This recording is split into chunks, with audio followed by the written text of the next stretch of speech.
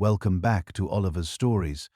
Tonight, I'm going to tell you about an empire that rose from centuries of division, forged in the fires of war and ambition, and changed the face of Europe forever. An empire that within a single human lifetime became an industrial giant, challenged the world's greatest powers, plunged into the chaos of total war, and collapsed as swiftly as it had risen. In the winter of 1871, a group of German princes gathered in the glittering Hall of Mirrors at Versailles, not to celebrate a French triumph, but to crown a new German emperor. This moment marked the unification of dozens of fragmented German states into a single empire. An empire that within less than 50 years would rise to industrial dominance, challenge the global balance of power, plunge into total war, and ultimately collapse in revolution. At the heart of this fragmented world stood a contradiction: strong regional identities, but a growing sense of shared language, culture, and heritage. The roots of this division go back to the decline of the Holy Roman Empire. Founded in the early Middle Ages and often described as neither holy nor Roman, nor truly an empire, it was a loose confederation of territories mostly within Central Europe. While it claimed continuity from the Roman tradition, it was a patchwork of semi-autonomous states under the theoretical authority of an emperor. Over time, real political power shifted to local rulers. By the 18th century, the Holy Roman Empire had become a symbol of political stagnation. It was complex, outdated, and incapable of unifying its members under a common policy or defense. Voltaire once quipped that the empire was neither holy nor Roman, nor an empire that captured the mood of many reformers who saw it as an obstacle to modern statehood. The key shift came during the Napoleonic Wars in the early 1800s. Napoleon Bonaparte's campaigns across Europe not only brought military devastation, but also political reordering. In 1866, the Holy Roman Empire was officially dissolved under pressure from Napoleon. In its place, he created the Confederation of the Rhine, a French client state composed of many German territories. While short-lived, this confederation effectively ended the centuries-old imperial framework and introduced modern ideas about centralized statehood. After Napoleon's defeat in 1815, European powers met at the Congress, essence of Vienna, to redraw the continent's map. One result was the creation of the German Confederation, a loose alliance of 39 German-speaking states. This was not a nation, but a diplomatic arrangement designed to prevent the return of French expansion and to maintain the power of Austria and Prussia. Austria was the dominant force within the German Confederation. Ruled by the Habsburg dynasty, the Austrian Empire had centuries of experience managing diverse populations and was seen as the traditional leader of German affairs. But Prussia, once a minor kingdom on the northeastern edge of the German-speaking world, was beginning to emerge as a serious rival. Prussia's rise began under Frederick the Great, who ruled from the mid-18th century. Through military success and administrative reform, he transformed Prussia into a respected European power. Its efficient bureaucracy, disciplined army, and Protestant work ethic became defining traits. By the early 19th century, Prussia had a reputation for strength and modernity, even as it remained smaller and less prestigious than Austria. The rivalry between Austria and Prussia would come to define German politics throughout the 19th century. Both powers wanted influence over the German Confederation, but their visions for Germany were fundamentally different. Austria favored a broad multi-ethnic empire centered in Vienna, while Prussia imagined a more unified German-speaking state under its own leadership. As the Industrial Revolution spread across Europe in the early to mid-9th century, economic forces began to shift the balance. In 1834, Prussia established the Zollverein, a customs union that excluded Austria, but included most other German states. This created a single economic zone, removing trade barriers and helping to boost commerce and industry across northern and central Germany. The Zollverein did more than integrate economies. It aligned the interests of smaller German states with Prussia, gradually drawing them into its orbit. While Austria remained politically influential, it was increasingly cut out of the economic future of Germany. This laid the groundwork for a new power dynamic, one in which Prussia, not Austria, would lead the path toward unification. The revolutionary year of 1848 brought a new wave of change across Europe. Liberal and nationalist movements erupted demanding constitutional reforms, national unification, and greater civil liberties. In the German states, these revolts were especially focused on the idea of creating a unified Germany under a liberal constitution. In Frankfurt, a National Assembly of German delegates, the so-called Frankfurt Parliament, convened to draft a constitution for a unified Germany. They offered the imperial crown to King Frederick William IV of Prussia, but he refused, declaring he would not accept a crown from the gutter, rejecting a crown offered by a popular assembly rather than by other monarchs. This refusal signaled the end of the revolution's hopes for liberal unification. The conservative order was restored and Austria reasserted its influence. But the idea of German unity was no longer just a dream. It had entered mainstream political discussion. The next decisive figure in this story was Otto von Bismarck, a Prussian aristocrat and political realist. In 1862, Bismarck was appointed Minister-President of Prussia. He made clear that unification would not come through parliaments and speeches, but through force. As he famously said, "The great questions of the day will not be decided by speeches and majority decisions, but by iron and blood." Bismarck's vision was unapologetically Prussian and conservative. He did not seek a liberal Germany, but a strong state led by Prussia. He worked closely with King Wilhelm I of Prussia, and together they embarked on a plan to challenge Austria and bring the German states under Prussian dominance.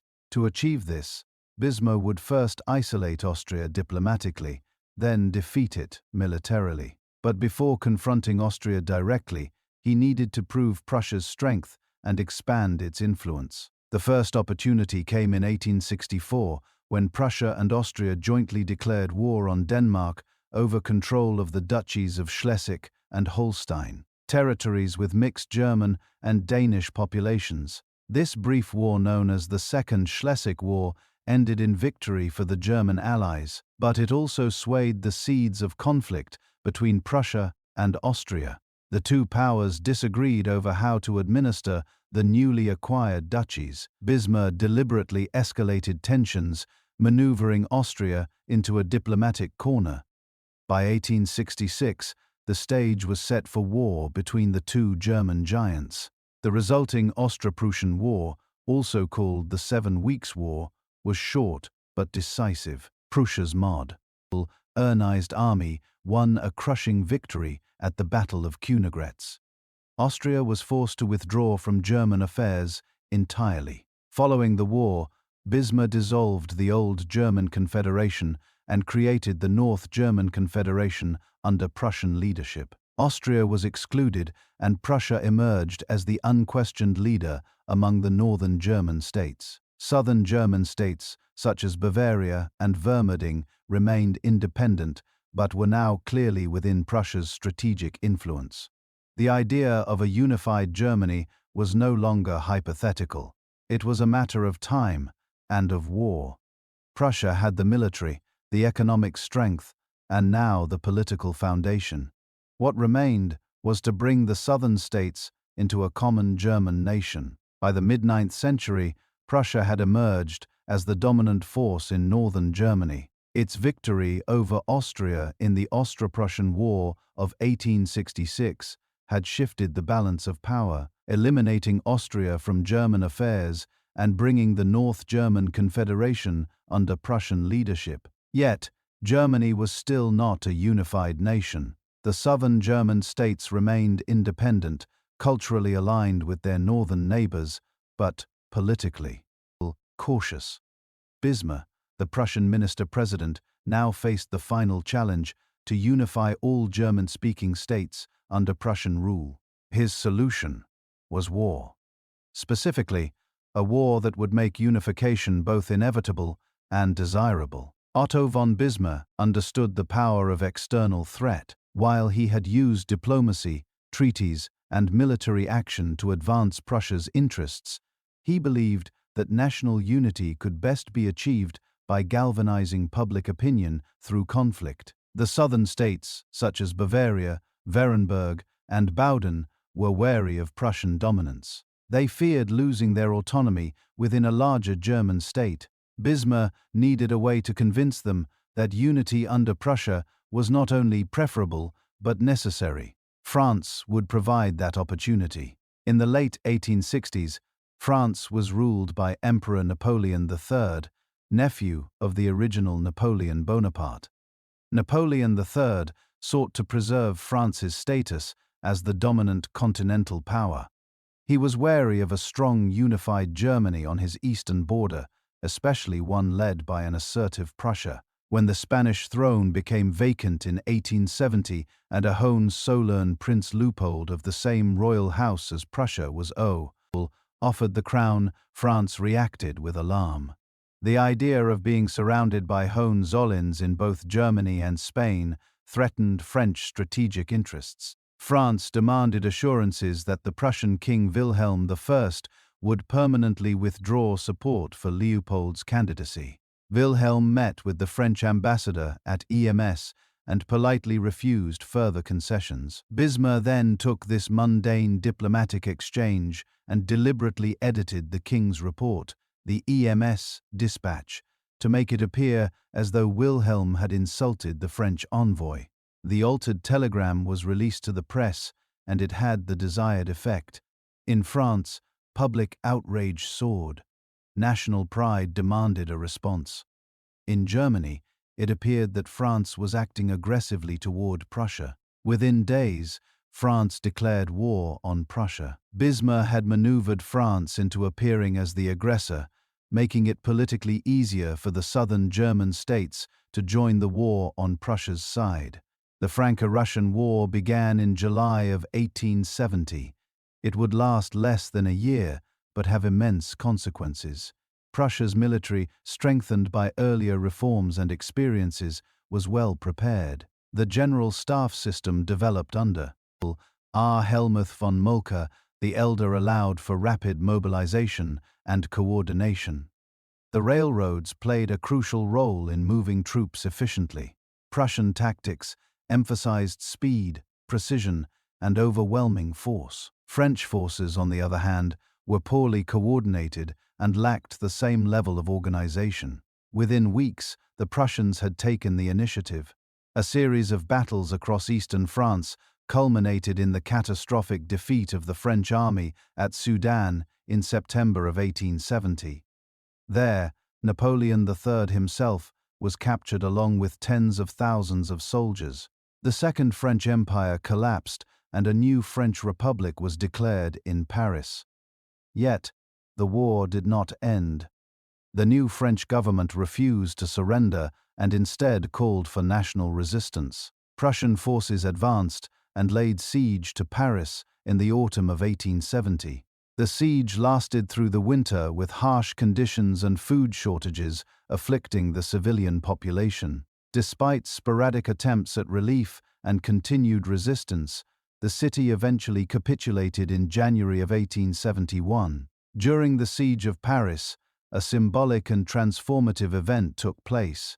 On January 18, 1871, the German princes and military leaders gathered in the Hall of Mirrors at the Palace of Versailles.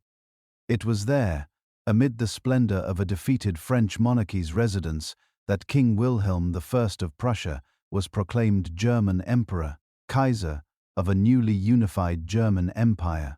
The symbolism was deliberate and powerful. The unification of Germany was completed on French soil in a palace once associated with French dominance. The message to Europe was clear. The balance of power had shifted. The new German Empire consisted of 25 states, including 4 kingdoms: Prussia, Bavaria, Saxony, and Wurtemberg, as well as numerous duchies, principalities, and city-states. Prussia was by far the largest and most powerful of these, and the imperial crown was held by the King of Prussia. Although the empire had a constitution and a federal structure, real authority rested in Berlin. Bismarck became the first chancellor of the empire, answering only to the emperor. The southern states, which had joined the war reluctantly, now found themselves part of a larger political structure dominated by Prussia. While some retained nominal independence in local matters, they were integrated into the empire's military, diplomatic, and economic systems. The constitutional arrangements reflected Bismarck's priorities: a strong central government under Prussian leadership with limited democratic input. The war had also transformed European diplomacy. France was humiliated and resentful. As part of the peace settlement, the new German Empire annexed the provinces of Alsace and Lorraine, territories with mixed French and German populations, but symbolic importance to both nations. This annexation sowed the seeds of future conflict and became a source of enduring French bitterness. The unification of Germany through war marked a turning point in European history. For the first time, a powerful, industrialized and centralized German state existed on the continent. This new Germany had vast economic resources, a disciplined military, and an assertive foreign policy. The creation of the empire would fundamentally alter the balance of power in Europe, and set the stage for both collaboration and confrontation in the decades to come. Bismarck had achieved his goal through a carefully orchestrated series of conflicts: the Danish War, the Austro-Prussian War, and the Franco-Prussian War. He had unified Germany under Prussian leadership. He had used diplomacy, manipulation, and military force in equal measure. Yet, even in triumph, questions remained. What would the empire become? How would it maintain stability, manage diversity, and respond to the expectations of its people? These questions would define the next phase of German history. As the empire entered its first years, it faced the complex task of transforming wartime unity into lasting political order. On the 18th of January 1871, a defining moment in European history unfolded within the ornate Hall of Mirrors at the Palace of Versailles. Amid the aftermath of war, surrounded by German princes, military officers, and aristocrats, King Wilhelm of Prussia was formally proclaimed German Emperor, Kaiser of a newly unified German Empire. It was a symbolic act with far-reaching consequences. Germany, long a patchwork of independent states, had now become a single nation-state under Prussian leadership. The event marked not just the end of a centuries-old political fragmentation, but the beginning of a new and assertive power on the European stage. The decision to hold the ceremony at Versailles was no coincidence. The palace, once the seat of French royal government, grandeur, had been chosen precisely for its symbolic weight. For generations, France had considered itself Europe's cultural and political center. But now, in the wake of its defeat in the Franco-Prussian War, it was forced to witness the emergence of a powerful German nation forged on French soil. For Bismarck and the German leadership, the setting was a deliberate expression of victory and national unity. Wilhelm had initially been reluctant to accept the imperial title. As a conservative monarch, he saw himself first and foremost as King of Prussia and was wary of diluting his authority by assuming a broader role. But Bismarck, ever the strategist, managed to secure the support of the southern German states and presented the crown as a symbol of unity rather than domination. With the war ongoing and national sentiment at its peak, pressure from German princes and military leaders helped persuade Wilhelm to accept. The proclamation itself was both ceremonial and deeply political. General Field Marshal Helmuth von Moltke Bismarck and the leaders of the German states stood assembled while Wilhelm stood at the center in full military regalia. The Grand Duke of Baden, Wilhelm's relative, sped forward to proclaim him emperor. Cheers of "Long live Kaiser Wilhelm" echoed through the hall. The new German Empire had been born not through peaceful negotiation or democratic reform, but through military victory and elite consensus. Following the ceremony, Bismarck quickly turned his attention to the legal framework of the empire. The new constitution, finalized shortly after the proclamation, established Germany as a federal monarchy. It preserved the individual identity of the constituent states while centralizing key powers in Berlin. The empire was composed of 25 states, 4 kingdoms, 6 grand duchies, 5 duchies, 7 principalities, and 3 free Hanseatic cities along with the Reichsland of Alsace-Lorraine. The emperor or Kaiser was the head of state and supreme commander of the military.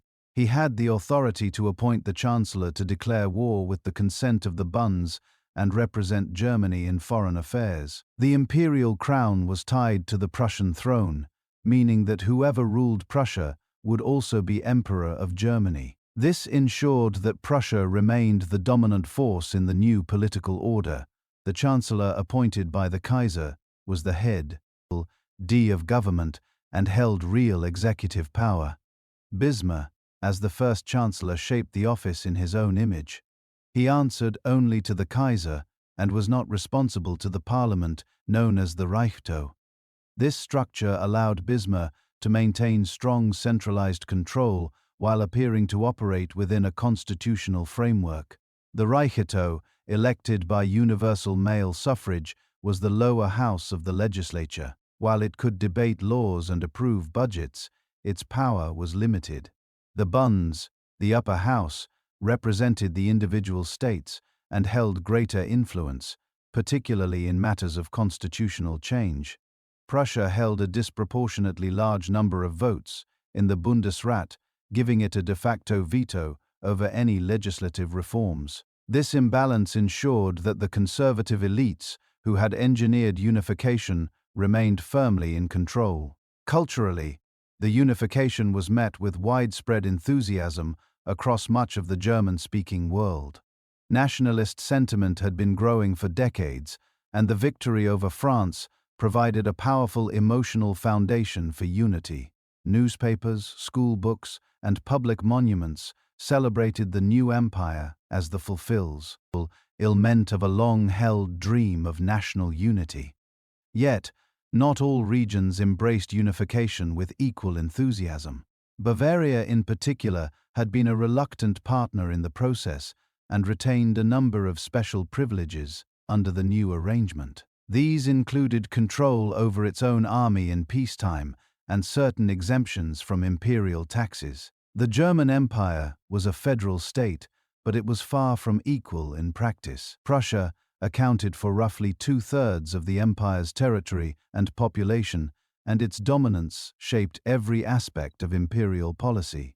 One of the most immediate challenges for the new empire was the integration of Alsace-Lorraine, the territory annexed from France as part of the peace settlement. While the region had a significant German-speaking population, many residents identified culturally and politically with France. The annexation was deeply resented in Paris and became a rallying point for French revanchism.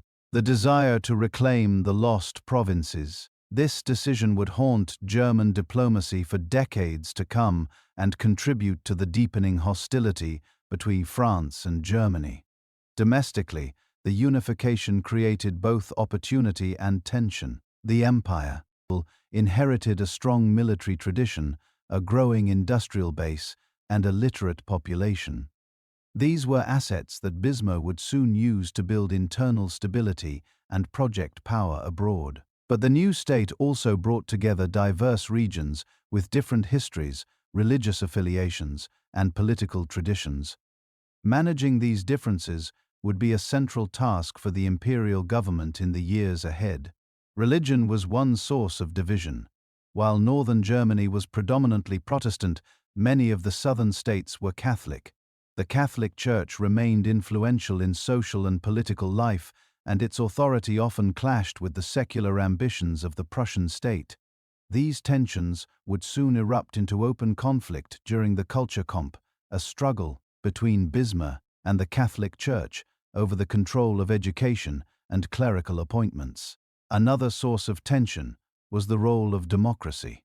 While the Reichstag was elected by universal male suffrage, it had limited power and its authority could be overridden by the Kaiser and Chancellor. This created a situation in which German citizens could vote but had little influence over national policy.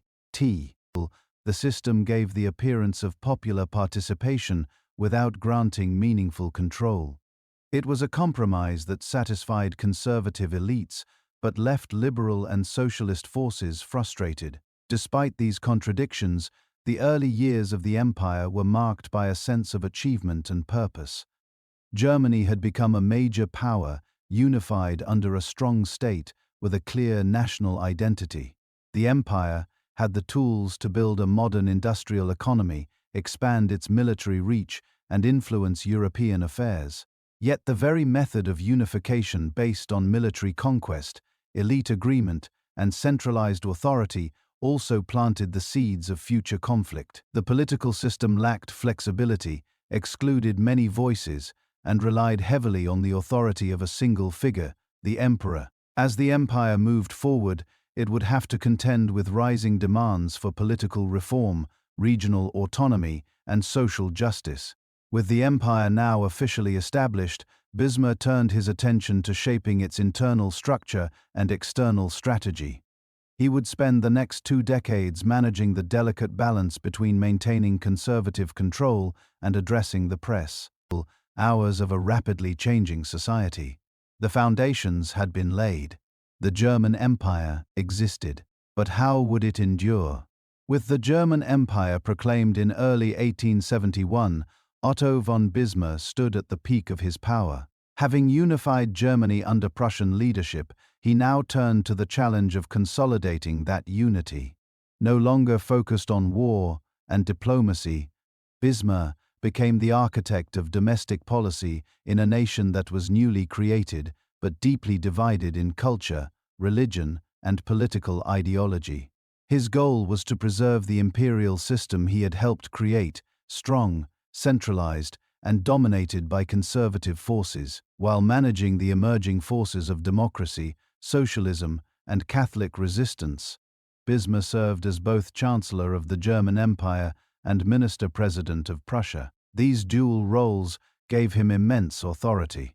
He was not accountable to the elected Reichstag, nor could he be removed by it. He answered only to the Kaiser. Yet, despite these powers, Bismarck understood that maintaining the empire would require more than repression. He needed to neutralize opposition, create a sense of national identity, and prevent the rise of any force that could challenge the status quo. One of the first and most intense domestic conflicts Bismarck faced was with the Catholic Church. The German Empire, though largely Protestant in the north, included significant Catholic populations in the south and west. In many of these regions, the Catholic Church held deep influence over schools, civil life, and community identity. After the unification, the Pope had declared the doctrine of papal infallibility, asserting that the Pope was incapable of error in matters of doctrine. Bismarck saw this as a challenge to state authority. In response, he launched the Kultur Kampf, or culture struggle, beginning in 1871.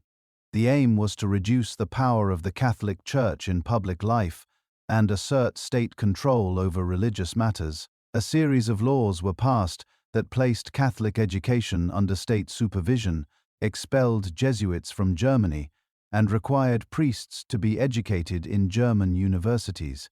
Civil marriage was made mandatory, and clergy who resisted the new laws were fined, imprisoned, or exiled. The Kultur met fierce resistance. The Catholic Centre Party, which had formed in 1870, became a powerful political voice for Catholic Germans in the Reichstag. It gained growing support, especially as public sympathy turned against Bismarck's heavy-handed approach. Rather than weakening the Church, the campaign helped unify Catholics politically and increased their opposition to the imperial government. By the late 1870s, Bismarck began to reverse course, recognizing that the culture had failed to achieve its goals and had strengthened the Centre Party. He began rolling back the anti-Catholic laws. A quiet reconciliation followed. Bismarck accepted that the Catholic Church would remain a powerful force within German society and turned his attention to a new and rising threat: socialism. The rapid industrialization of Germany in the 1870s and 1880s had transformed its economy and society. Urban centers expanded, factories multiplied, and a growing working class began organizing for better conditions. The Social Democratic Workers' Party of Germany, founded in 1869, gained momentum as it advocated for labor rights, universal suffrage, and social reform. Though still relatively small, Bismarck saw the Social Democrats as a revolutionary threat to the existing order. In 1878, after two failed assassination attempts on Kaiser Wilhelm I, Bismarck seized the moment. Although the Social Democrats had no connection to the attacks, he used the incidents as justification to introduce the anti-socialist laws. These laws banned socialist meetings, newspapers, and organizations. Social democratic leaders were harassed, arrested, and exiled. Public expressions of socialist ideas were suppressed. Yet once again, Bismarck found that repression alone was not enough. The socialist movement continued to grow underground, and working-class frustration only deepened. In a calculated move, Bismarck decided to co-opt the socialist agenda by offering reforms from above. He introduced the world's first modern welfare state, not out of humanitarian concern, but as a political strategy to undercut socialist appeal. Between 1883 and 1889, Bismarck introduced a series of social insurance programs. These included health insurance, accident insurance, and old age pensions. Workers were granted protections in cases of illness, injury, and old age, funded through a combination of employer, employee, and state contributions. These policies were revolutionary in their time and became models for later welfare systems around the world. Bismarck's social policies helped to blunt the appeal of the Social Democrats, but they did not eliminate the party's growth. By the end of the 1880s, the Social Democratic Party of Germany had become a significant force in national politics. While they remained marginalized by law, their influence in public debate and worker organization was undeniable. In addition to confronting religion and socialism, Bismarck was deeply concerned with maintaining the unity of the empire through centralized control. He viewed nationalism as a tool to bind the diverse regions of Germany under a single identity. The government invested in national symbols, education reforms, and public celebrations that emphasized loyalty to the Kaiser and the empire. Veterans groups, patriotic festivals, and monuments became common features of public life. Yet beneath the surface, regional identities remained strong. Bavaria, Saxony, and other southern states continued to see themselves as distinct from Prussia. Local traditions and dialects persisted, and many Germans viewed Berlin's authority with suspicion. Bismarck's challenge was to project a national identity without provoking too much resistance to centralization. Bismarck also faced the delicate task of managing the empire's parliamentary institutions. While the Reichstag was elected by universal male suffrage, its power was limited. Bismarck used it strategically, passing laws when necessary, ignoring it when possible, and dissolving it when convenient. He distrusted political parties, seeing them as threats to unity. Yet, paradoxically, his own policies encouraged the development of a party-based system. In addition to the Centre Party and the Social Democrats, conservative, liberal, and nationalist parties emerged to represent various interests. The Chancellor's relationship with the Reichstag was often tense. When it suited him, Bismarck worked with different coalitions to pass legislation. But when opposition grew too strong, he relied on the Kaiser to dissolve the parliament and call new elections. This pattern revealed a central feature of the German constitutional system. The appearance of democratic representation existed, but real power remained with the executive. By the late 1880s, Bismarck had been at the center of German politics for nearly 3 decades. He had unified the country through war, secured it through diplomacy, and stabilized it through domestic policy. Yet his authority was increasingly questioned. Kaiser Wilhelm I, who had supported Bismarck's policies, died in 1888. His son Frederick III succeeded him but reigned for only 99 days before dying of cancer. Frederick's son, Wilhelm II, ascended the throne later that year. The young Kaiser was ambitious, impulsive, and determined to rule in his own right. He admired Bismarck's accomplishments, but bristled at the Chancellor's dominance. Tensions between the two grew rapidly. Bismarck's authoritarian style and unwillingness to share power clashed with Wilhelm's vision of personal rule. The conflict came to a head in 1890 when Wilhelm demanded greater influence in policy and cabinet appointments. Bismarck refused. After a series of disputes, Wilhelm forced Bismarck to resign in March of that year. The Iron Chancellor's era had come to an end. Bismarck's legacy was immense. He had built a unified German state, navigated complex domestic challenges, and maintained peace in Europe through careful diplomacy. But his political system was rigid, reliant on elite control, and resistant to democratic change. With Bismarck gone, the question remained, could the empire survive without his hand at the wheel? The departure of Bismarck opened the door to a new era, one marked by ambition, global aspiration, and a dramatic shift in foreign and domestic priorities. The man who succeeded him would not be a chancellor or politician, but the emperor himself. While Otto von Bismarck is often remembered for his role in unifying Germany, his accomplishments in foreign policy were equally significant. Following the wars that established the German Empire, Bismarck shifted from a policy of military confrontation to one of careful diplomacy. His goal was not expansion, but preservation.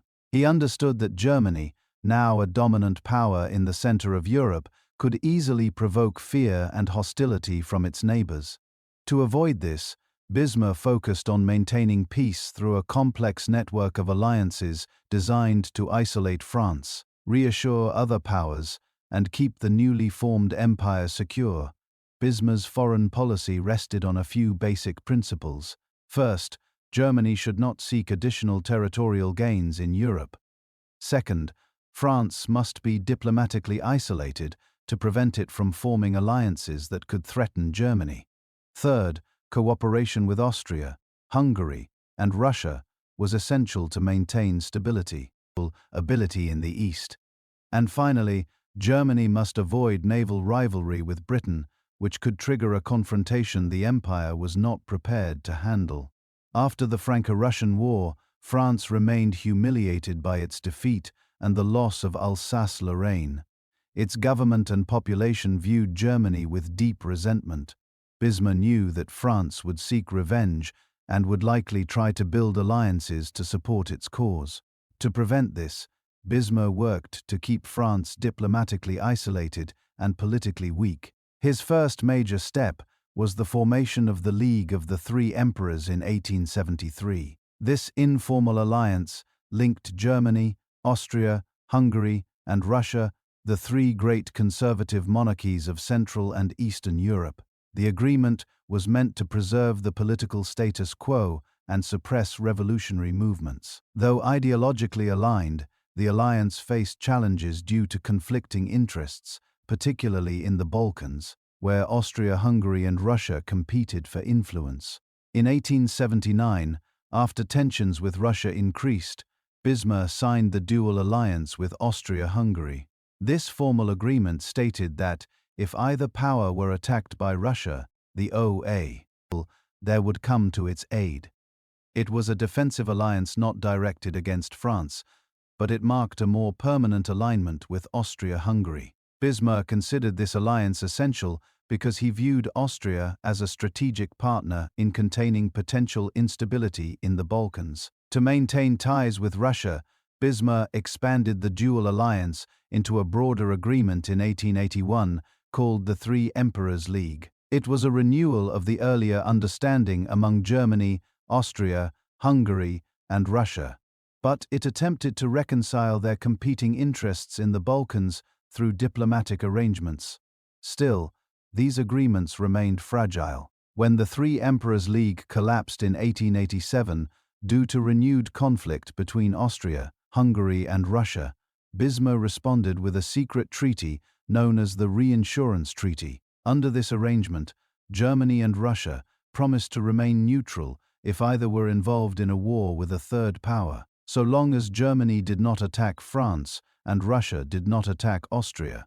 This treaty exemplified Bismarck's skill in managing conflicting relationships without committing to offensive war. The Reinsurance Treaty was never made public, and it required delicate balancing. Bismarck's goal was to prevent France and Russia from forming an alliance which would leave Germany vulnerable to a two-front war. By maintaining cooperation with both Russia and Austria, Bismarck created a system where no major power could afford to oppose Germany directly without risking internal instability or external vulnerability. Meanwhile, Bismarck maintained cordial relations with Britain. Though the two empires had different priorities, Germany focused on continental affairs, Britain on overseas empire, they had no direct territorial disputes. Bismarck was careful not to provoke naval competition and avoided colonial rivalry whenever possible. He supported British interests in some cases, such as the Berlin Conference of 1884 to 1885, where European powers met to establish rules for colonizing Africa. Although Bismarck himself had little initial interest in overseas expansion, the empire eventually acquired colonies in Africa and the Pacific. These included German East Africa, German Southwest Africa, Togo, Cameroon, and several island territories. While small compared to British or French holdings, these colonies marked Germany's entry into global, imperial competition. Bismarck managed this cautiously, viewing colonial ventures primarily as bargaining tools in European diplomacy rather than national priorities. The overall structure of Bismarck's diplomacy became known as the Bismarckian system. It was characterized by its flexibility, complexity, and reliance on secret treaties. Bismarck was less interested in ideological alignment and more focused on practical stability. He acted as a mediator among European powers, using Germany's position at the center of the continent to influence outcomes without provoking direct confrontation. His approach also emphasized deterrence over aggression. Germany maintained a powerful military but did not pursue offensive wars. Instead, Bismarck used alliances and careful communication to reassure neighboring states. For example, when France attempted to build closer ties with Italy, Bismarck responded by drawing Italy into the Triple Alliance in 1882. This pact joined Germany, Austria, Hungary, and Italy in a mutual defense arrangement and further encircled France. Yet Bismarck's system had vulnerabilities. It depended heavily on his personal judgment and ability to navigate diplomatic tensions. The agreements he crafted were often contradictory, designed to plate different powers with opposing interests. This meant that even minor changes in leadership or circumstances could cause the entire structure to unravel. Additionally, the secrecy of many of the treaties made long-term trust difficult to maintain. Domestically, Bismarck used foreign policy successes to reinforce his authority. The stability of Europe under his guidance helped legitimize the authoritarian structure of the German Empire. Conservative elites could point to peace and prosperity as evidence that the existing system worked. This external calm also allowed Bismarck to focus on internal challenges such as managing religious conflict and addressing the rise of socialism. However, Bismarck's foreign policy left little room for democratic input. Decisions were made behind closed doors, often without consultation with the Reichstag. This created a gap between the German people and the direction of national policy. While the empire projected strength abroad, it remained politically rigid at home. By the late 1880s, cracks were beginning to show. Russia grew increasingly suspicious of Germany's closeness with Austria-Hungary. France continued to seek allies and invest in its military. Britain, while still friendly, was beginning to notice Germany's growing economic and naval power.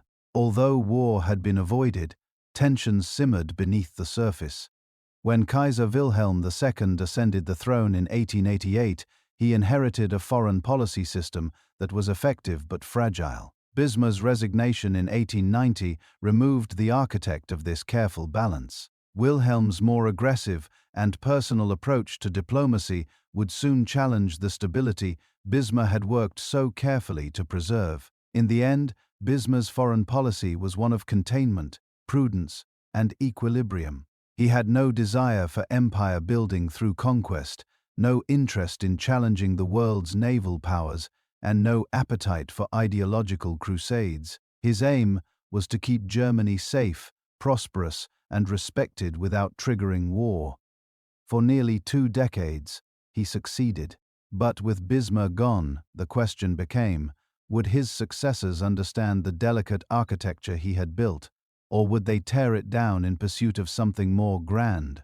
When Kaiser Wilhelm I died in the early months of 1888, it marked the end of an era that had defined German unification and conservative governance under Otto von Bismarck. Although Wilhelm had not always agreed with Bismarck's methods, the two had maintained a workable partnership for nearly 2 decades. But Wilhelm's son, Frederick III, who succeeded him, reigned for only 99 days before succumbing to illness. The throne then passed to Frederick's son, Wilhelm II, a young monarch with a very different vision for Germany's future. Wilhelm II was just under 30 years of age when he became emperor. Energetic, ambitious, and proud, he was determined to assert his personal authority over the government. Unlike his grandfather, he had no intention of allowing his chancellor to dominate imperial policy. Wilhelm believed in the divine right of kings and saw himself not as a constitutional figurehead, but as the active leader of the German Empire. He once famously declared, "There is only one master in the Reich, and that is I." This mindset immediately set him on a collision course with Bismarck. The Iron Chancellor had grown accustomed to running Germany's domestic and foreign affairs with minimal interference from the monarchy. Bismarck viewed the emperor as a symbolic figure, while he, the Chancellor, ensured stability through pragmatic control. Wilhelm, however, wanted influence, attention, and independence. The two men clashed on key issues from social policy to the handling of the rising Social Democratic Party. Tensions reached a peak over the issue of anti-socialist legislation. Bismarck had used emergency laws for years to suppress the Social Democrats, but these laws required periodic renewal by the Richter. As political opposition grew and public sentiment shifted, Bismarck sought even harsher restrictions, proposing that all state employees be required to report subversive activity even in private conversations. Wilhelm opposed the idea, believing it would provoke more unrest and alienate moderate workers. He also wanted to position himself as a modernizing monarch who could appeal to the working class. Another source of disagreement was Bismarck's foreign policy, particularly the secret reinsurance treaty with Russia. Wilhelm disliked the secrecy and ambiguity of such agreements. He believed that Germany, as a powerful and modern empire, should act openly and confidently. He also wanted to align more closely with Britain, a country he admired and where he had faithful ties through Queen Victoria, his grandmother. Bismarck, on the other hand, feared that favoring Britain too strongly would push Russia into an alliance with France, something he had spent his entire career trying to prevent. The final rupture came in March of 1890. In a dramatic meeting, Wilhelm demanded control over cabinet appointments and proposed changes to the constitution that would increase his authority. Bismarck refused. Their conversation reportedly turned confrontational, with Wilhelm asserting his will and Bismarck warning of the dangers of abandoning his policies. Within days, Bismarck was dismissed, though officially he resigned under pressure. The fall of Bismarck was a turning point in the history of the German Empire. For nearly 3 decades, he had managed the delicate balance of domestic stability and European diplomacy. His system was complex, often autocratic, but it had kept Germany united and at peace. With his departure, that balance began to unravel. Wilhelm II's new course was based on the idea of personal rule. He wanted Germany to be recognized not just as a European power, but as a global one. He envisioned an empire with influence on every continent, a stroke, NG Navy to rival Britain, and a dynamic culture that embraced modernity. This ambition was known as Weltpolitik or world policy, a deliberate break from Bismarck's policy of cautious continental diplomacy. One of the first effects of Bismarck's absence was the failure to renew the reinsurance treaty with Russia. Without Bismarck's guidance, Wilhelm and his new advisors let the agreement lapse in 1890. Russia, feeling isolated and increasingly suspicious of Germany's growing alignment with Austria-Hungary, turned to France. By 1894, France and Russia had signed a military alliance. Exactly the scenario Bismarck had worked so hard to prevent. Domestically, Wilhelm also began promoting policies that emphasized his personal image and imperial prestige. He traveled widely, gave flamboyant speeches, and portrayed himself as a forward-looking emperor in tune with the industrial age. He supported technological progress, scientific innovation, and naval expansion. But while Wilhelm sought to project strength and confidence, his government lacked the strategic clarity that had defined the Bismarck years. The internal political structure of the empire also began to strain under Wilhelm's leadership. Without Bismarck's firm hand, conflicts among the political parties in the Reichstag became more pronounced.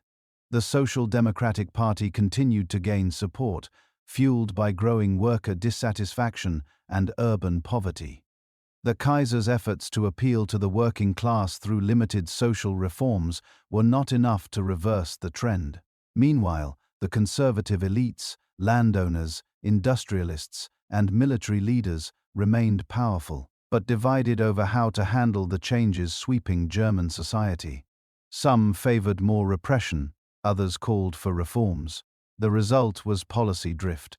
The government passed few major laws during this period and often relied on imperial decree rather than legislative consensus. This lack of coherent leadership created a sense of political stagnation even as the economy and military continued to grow. Culturally, Wilhelm II promoted a version of German nationalism that emphasized loyalty to the emperor, military pride, and civilizing mission abroad. Monuments were built, uniforms celebrated, and imperial symbols proliferated. While this helped solidify a shared national identity, it also encouraged an aggressive worldview that would later continue.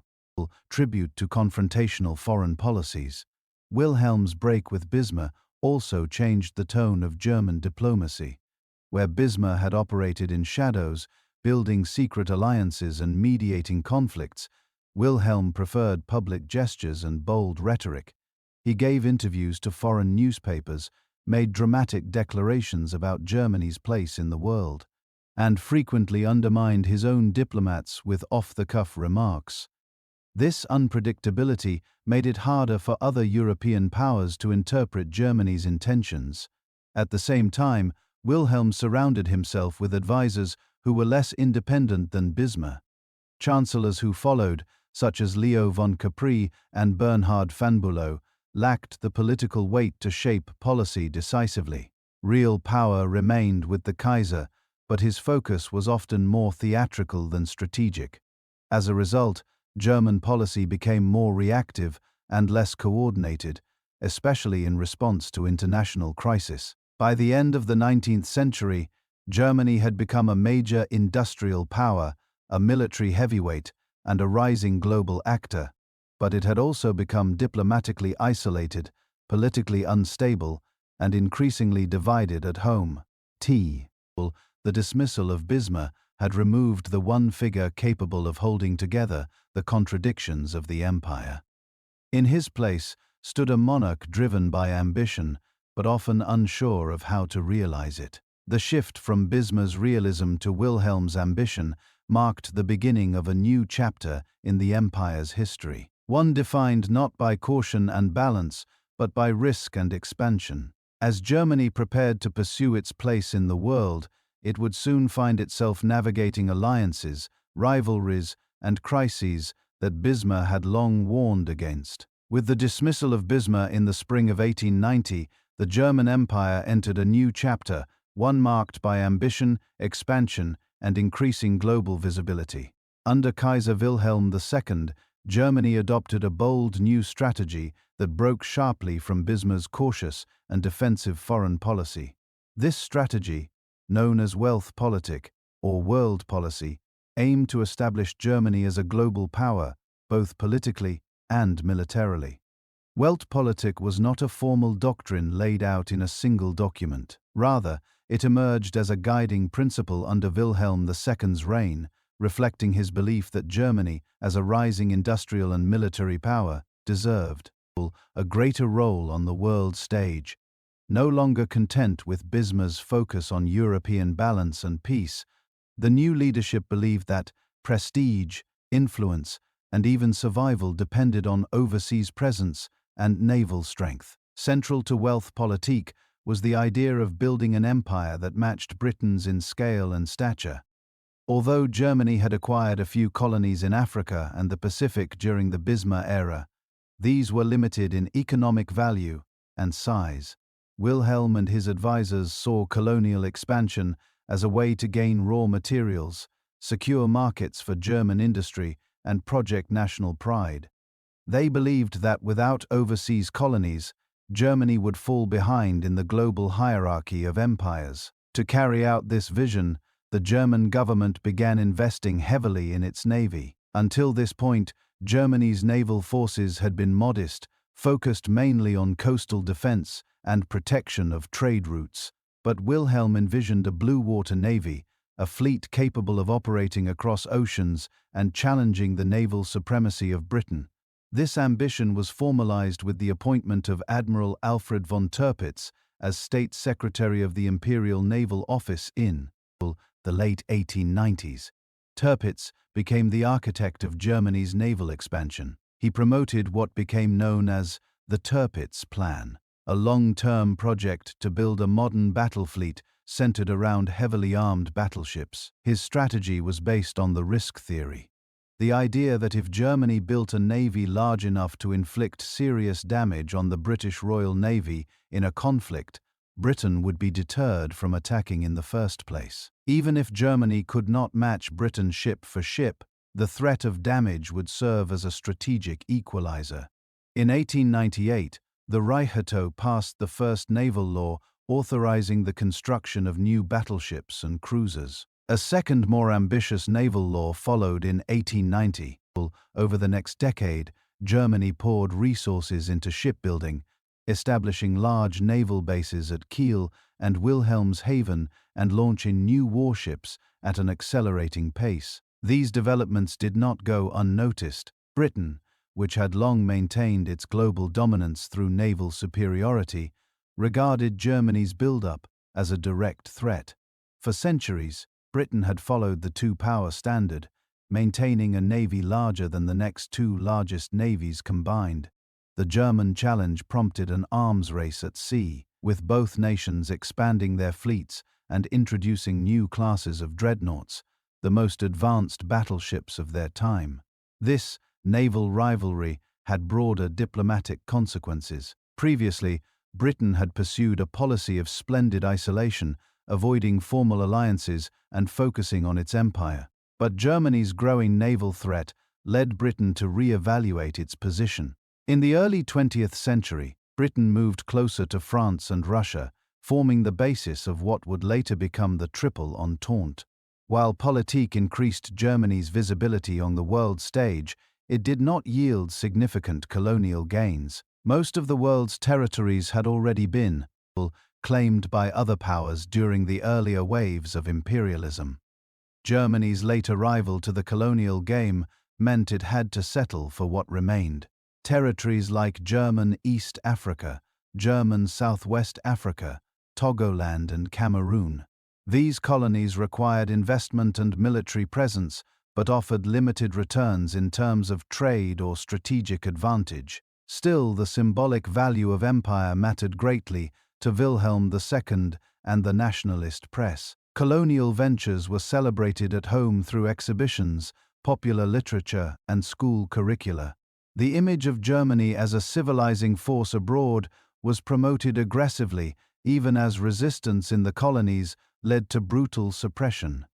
One of the darkest chapters was the Herero and Nama genocide in German Southwest Africa between the early 1900s and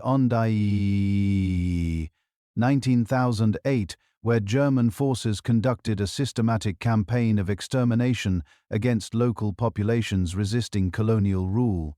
Domestically, Weltpolitik was popular among conservatives, nationalists, and many industrialists who saw new opportunities in overseas markets and military contracts. The naval arms race fueled shipbuilding and steel production, benefiting large industrial firms such as Crew and Blohm & Voss.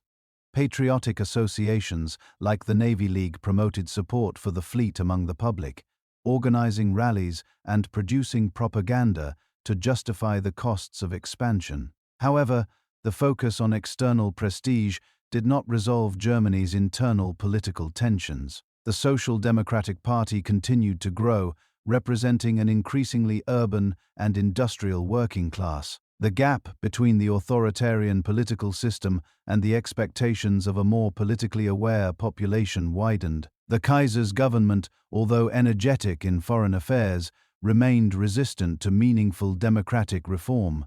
In foreign policy, Germany's assertiveness often backfired. Without Bismarck's subtle diplomacy, the empire found itself increasingly isolated. France, once diplomatically cornered, forged closer ties with Russia. Britain, feeling threatened by German naval power and overseas ambitions, began aligning itself with both. By the early 20th century, Germany was surrounded by a tightening web of rival alliances. Incidents such as the First Moroccan Crisis in 1995 further damaged Germany's diplomatic standing. In an effort to challenge French influence, CE in Morocco, Wilhelm II visited Tangier and declared support for Moroccan independence. This provoked a sharp response from France and led to an international conference where Germany found itself diplomatically isolated. The outcome confirmed the growing cooperation between Britain and France and marked a failure for Weltpolitik diplomacy. Another consequence of Weltpolitik was the expansion of military planning. The General Staff, particularly under the influence of strategists like Alfred von Schlieffen, began developing detailed war plans that assumed the likelihood of conflict on multiple fronts. The Schlieffen Plan, finalized in the early 20th century, envisioned a rapid strike against France through Belgium, followed by a turn eastward to face Russia. The plan reflected the strategic environment shaped by Germany's increasing isolation and the perceived need to strike first in the event of war. As Germany's diplomatic relations grew more strained and the naval arms race intensified, the risk of conflict increased. The empire under Wilhelm II's leadership had achieved recognition as a great power, but at the cost of provoking deep mistrust among its neighbors. Its pursuit of prestige had led to militarization, isolation, and a fragile balance of power in Europe. By the eve of the First World War, Germany had become a nation of contradictions. Economically advanced, yet politically inflexible, militarily powerful, yet diplomatically encircled, culturally confident, yet socially divided.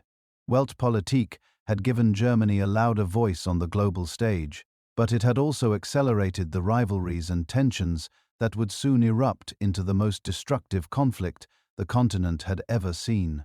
As the 19th century drew to a close and the 20th century began, the German Empire was undergoing a transformation that would place it among the world's most advanced and dynamic economies. Beneath the pageantry of imperial ambitions and naval rivalries, a powerful engine of industrial and scientific progress, was reshaping German society at every level. The empire was not only a political and military force, it had become a modern industrial powerhouse, rivaling Britain and the United States in output, innovation, and infrastructure. Germany's Industrial Revolution began relatively late compared to Britain and France, but once it gained momentum in the second half of the 19th century, it advanced with remarkable speed and coordination. The foundations of this success had been laid during the era of unification with the establishment of the Zollverein Customs Union, the expansion of the railway network, and the growth of a technically skilled workforce. By the final decades of the 19th century, Germany's industrial production was surging. Coal, steel, and chemicals formed the backbone of this new economy. The Ruhr Valley became the center of coal mining and heavy industry, with cities like Essen, Dortmund, and Bochum transforming into industrial hubs. The Krupp family, long a name in cannon manufacturing, expanded its operations into steel, locomotives, and industrial machinery. German steel production, once modest, quickly surpassed that of Britain by the early 20th century. The chemical industry was one of the most innovative sectors. German scientists and industrialists developed new processes for manufacturing dyes, fertilizers, and synthetic materials. Companies like BASF, Bayer, and HOEXT became global leaders in chemical production. Germany's dominance in dyes, for example, was so comprehensive that by the early 1900s, over 4/5 of all dyes used globally were produced by German firms. Scientific research played a central role in this industrial expansion. The German education system had placed a strong emphasis on science, engineering, and applied research. Universities and technical schools produced a steady supply of chemists, physicists, and engineers who moved easily between academic and industrial settings. This close relationship between science and industry became a hallmark of German development.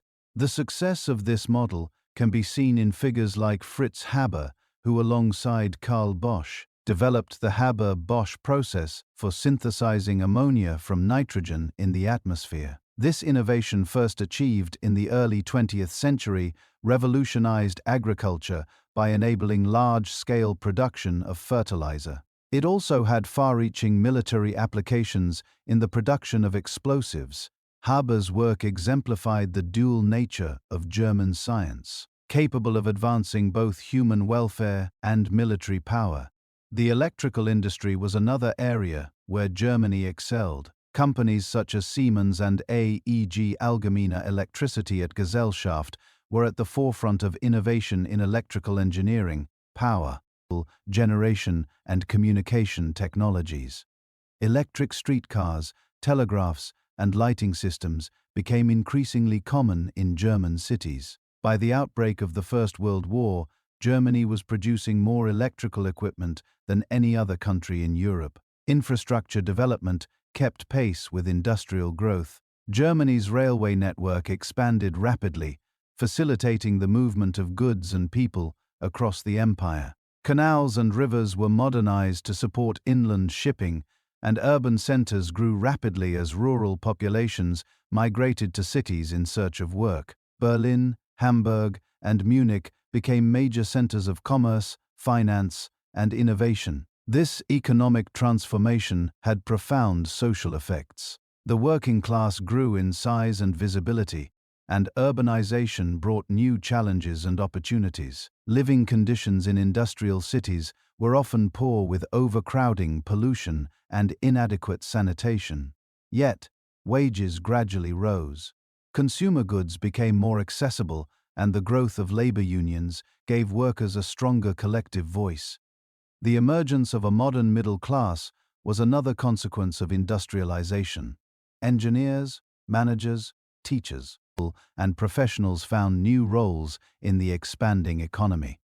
This group valued education, stability, and upward mobility, and it often supported nationalist and imperial causes, seeing in the empire a source of pride and security. The business elite also gained influence. Industrialists and bankers became key players in national policy. They supported Weltpolitik, naval expansion, and colonial ventures, not only for reasons of prestige, but also for the commercial opportunities they presented. The close relationship between the state and big business became a defining feature of the German model. The government provided contracts, tariffs, and support, while industry delivered technological and economic power. One area where Germany lagged, however, was agriculture.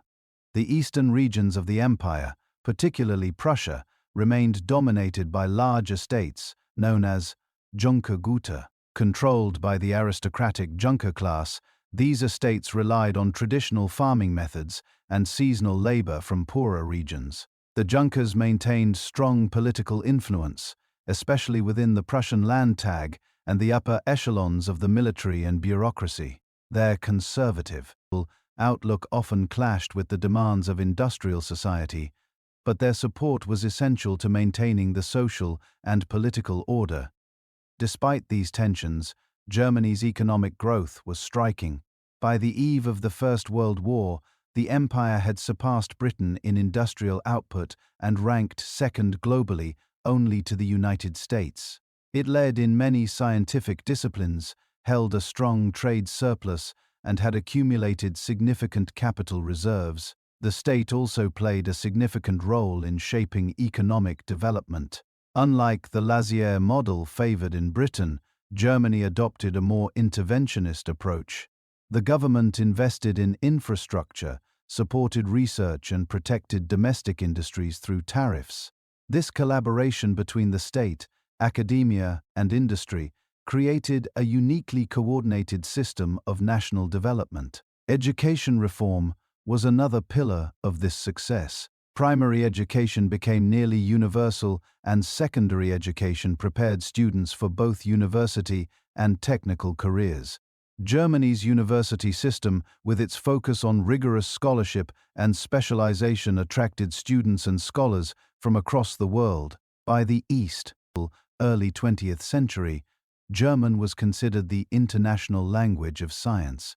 However, the rapid pace of change also created anxieties. Many Germans feared that traditional values were being lost, that urban life was breeding instability, and that social cohesion was under threat. These concerns fed into nationalist and conservative movements that sought to preserve what they saw as the essence of German identity. The idea of Volksschaft, or people's community, emerged as an ideal, a harmonious society united by shared heritage, duty, and loyalty to the nation. At the same time, workers began to organize more forcefully. The Social Democratic Party, though still subject to official suspicion, became one of the largest political parties in the Reichstag. Trade unions negotiated for better wages and conditions, and strikes became more frequent. The growth of a politicized working class introduced new pressures into the political system, which remained dominated by elites. Culturally, the period was vibrant and complex. German literature, music, philosophy, and visual arts flourished. Thinkers such as Max Weber, musicians like Richard Strauss, and artists from the Expressionist movement contributed to a rich cultural scene. There was a strong belief in progress, but also a growing sense of unease, a recognition that industrial power had created both prosperity and new vulnerabilities. In short, the German Empire of the early 20th century was a nation of extraordinary scientific achievement and industrial growth. It was a land of factories, laboratories, and innovation, but also one of inequality, social tension, and political rigidity. The dynamism of the economy could not be matched by flexibility in the political sphere. By the early 20th century, the German Empire stood at the forefront of industrial and scientific advancement. But beneath the surface of this modern success story, deep social and political tensions were beginning to challenge the foundations of the imperial system. The rapid transformation of German society through industrialization, urbanization, and education had created new demands, new voices, and new forms of political engagement. Among the most powerful of these was the rise of social democracy. The Social Democratic Party of Germany, known as the SPD, had its roots in the labor movements of the mid-9th century.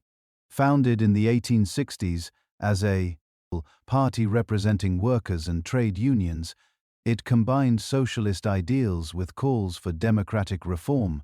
The party's platform included demands for universal suffrage, legal protections for workers, freedom of speech and assembly, and the right to organize. Though it had been repressed under Bismarck's anti-socialist laws in the 1870s and 80s, the SPD had not only survived, but gained strength in the years following his resignation. As Germany's industrial cities expanded, so did the SPD's base. Workers living in crowded tenements, laboring long hours in factories, and facing uncertain futures found in the party a voice that spoke to their conditions. The SPD built an impressive political infrastructure, including newspapers, cultural associations, educational programs, and unions. These organizations helped create a distinct working-class identity and community rooted in solidarity and political consciousness. By the turn of the 20th century, the SPD had become the largest political party in Germany in terms of voter support. In the Reichstag elections of the early 1900s, the party consistently won the highest number of votes, though not the most seats, due to the unequal electoral system. The Prussian three-class franchise, which gave disproportionate voting power to the wealthy, severely limited SPD representation in state legislatures. Nonetheless, the SPD's growing popularity was impossible to ignore. The German political establishment responded to the SPD's rise with suspicion and hostility. The Kaiser, conservative elites, and much of the military viewed the party as a threat to national unity and social order. Socialists were often portrayed as unpatriotic, internationalist, and radical. Wilhelm II famously referred to them as a gang of traitors, and surveillance of socialist organizations was widespread. However, the SPD's actual strategy was more cautious than revolutionary. Influenced by thinkers like Edward Bernstein, the party gradually embraced a reformist approach, focusing on gradual change through parliamentary means rather than revolutionary upheaval. While some factions within the SPD maintained a more radical Marxist perspective, the party leadership prioritized legal participation, labor legislation, and incremental gains. This pragmatic shift helped the SPD appeal to a broader segment of the population: teachers, clerks, and other members of if the lower middle class began to see the party as a vehicle for fairness and progress. As the SPD's influence expanded, it became both a political force and a cultural institution. Its newspapers reached hundreds of thousands of readers. Its rallies drew massive crowds, and its songs and slogans became part of everyday life in working-class neighborhoods. At the same time, other political currents were also evolving. The Centre Party, representing Catholic interests, maintained strong support in southern Germany and among rural populations. Liberal parties, once dominant among the bourgeoisie, struggled to define their position between a conservative monarchy and a rising socialist movement. Right-wing nationalist groups began to emerge more forcefully, combining anti-socialist rhetoric with calls for military strength, imperial expansion, and ethnic unity. These shifting alignments created a fragmented political landscape. Although the Reichstag was elected by universal male suffrage, it had limited power. The real authority remained with the Kaiser and the Chancellor, who were not accountable to the Parliament. This created a fundamental contradiction in the political system. The people could vote, but they could not govern. The more the SPD grew, the more this contradiction became apparent. Large segments of the population felt politically excluded even as they participated in the democratic process. This led to rising frustration, especially as economic conditions fluctuated. Periods of prosperity were often followed by downturns and workers bore the brunt of instability. Strikes became more frequent and labor disputes more intense. Women, too, began to organize and demand a voice. Although they lacked the right to vote or stand for office, women played a central role in the SPD and other reform movements. They campaigned for suffrage, education, labor rights, and protection from exploitation. Figures such as Clara Zetkin emerged as influential voices, advocating both for socialism and women's emancipation. The state responded to growing unrest with a mixture of reform and repression. Some social legislation was introduced to improve working conditions, limit child labor, and regulate factory hours. However, these measures were often limited in scope and poorly enforced. Police surveillance of political activists intensified, and the army was sometimes deployed to suppress strikes. The judiciary, aligned with conservative interests, handed down harsh sentences for political offenses. At the same time, Germany's ruling elite began to embrace new forms of nationalism as a counterweight to socialism.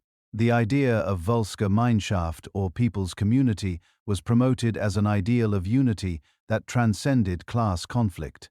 National holidays, military parades, and imperial imagery were used to foster loyalty to the state. Organizations like the German League pushed for a more aggressive nationalism rooted in racial and cultural identity, often with anti-Semitic undertones. These efforts, however, did not resolve the underlying tensions.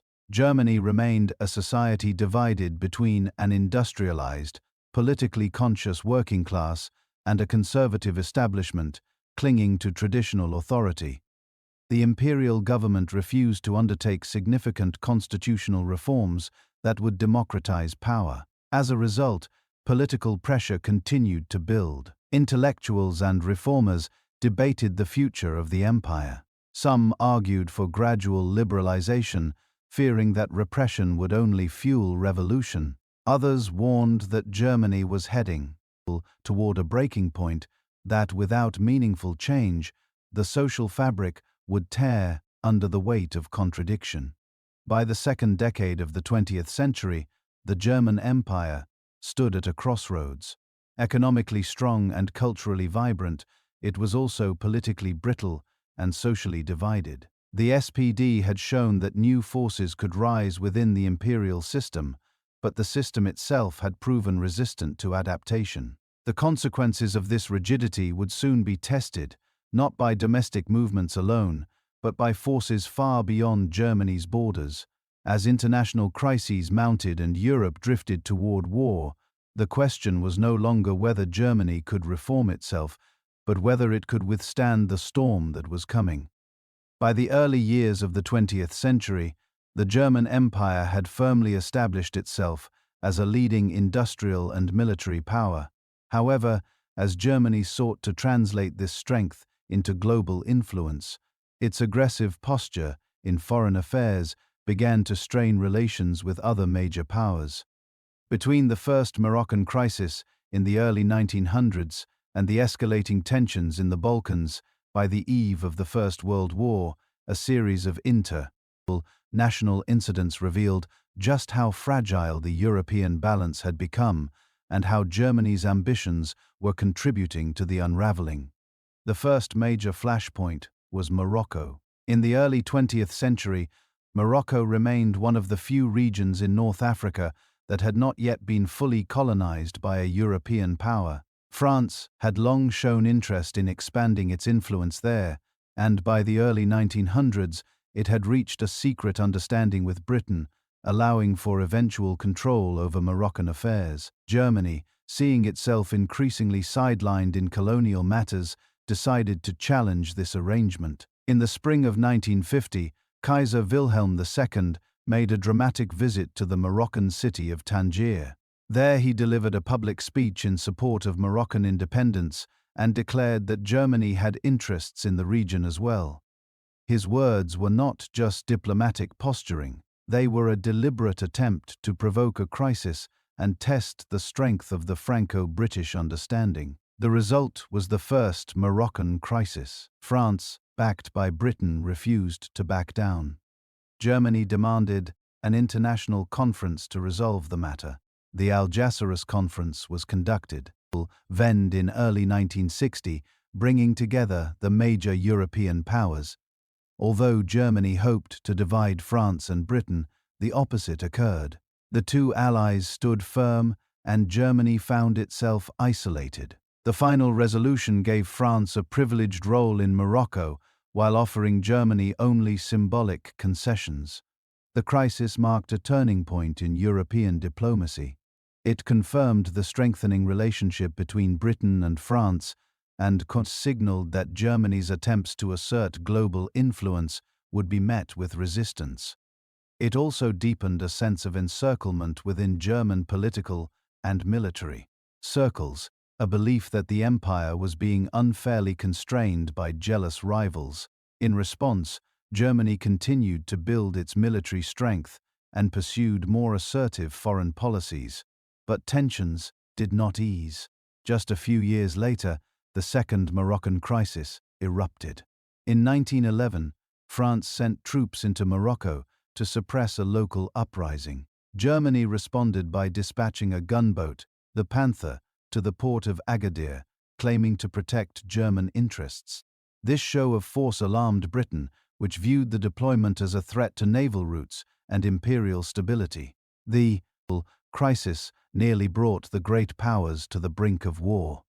Once again, Germany was forced to back down, accepting territorial compensation in Central Africa, but gaining little real influence in Morocco.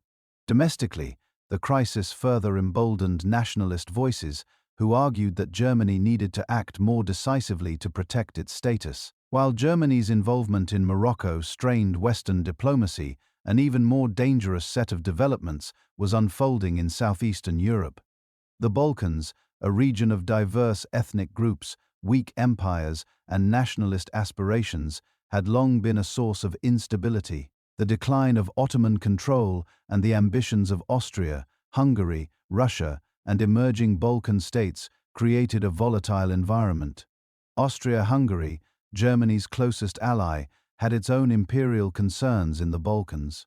In 1988, Austria-Hungary formally annexed Bosnia and Herzegovina, territories it had administered since the Congress of Berlin in the late 19th century. This move enraged Serbia, which viewed the territories as part of a greater Serbian homeland. Russia, protector of Slavic interests, also protested but ultimately backed down after Germany voiced strong support for Austria-Hungary.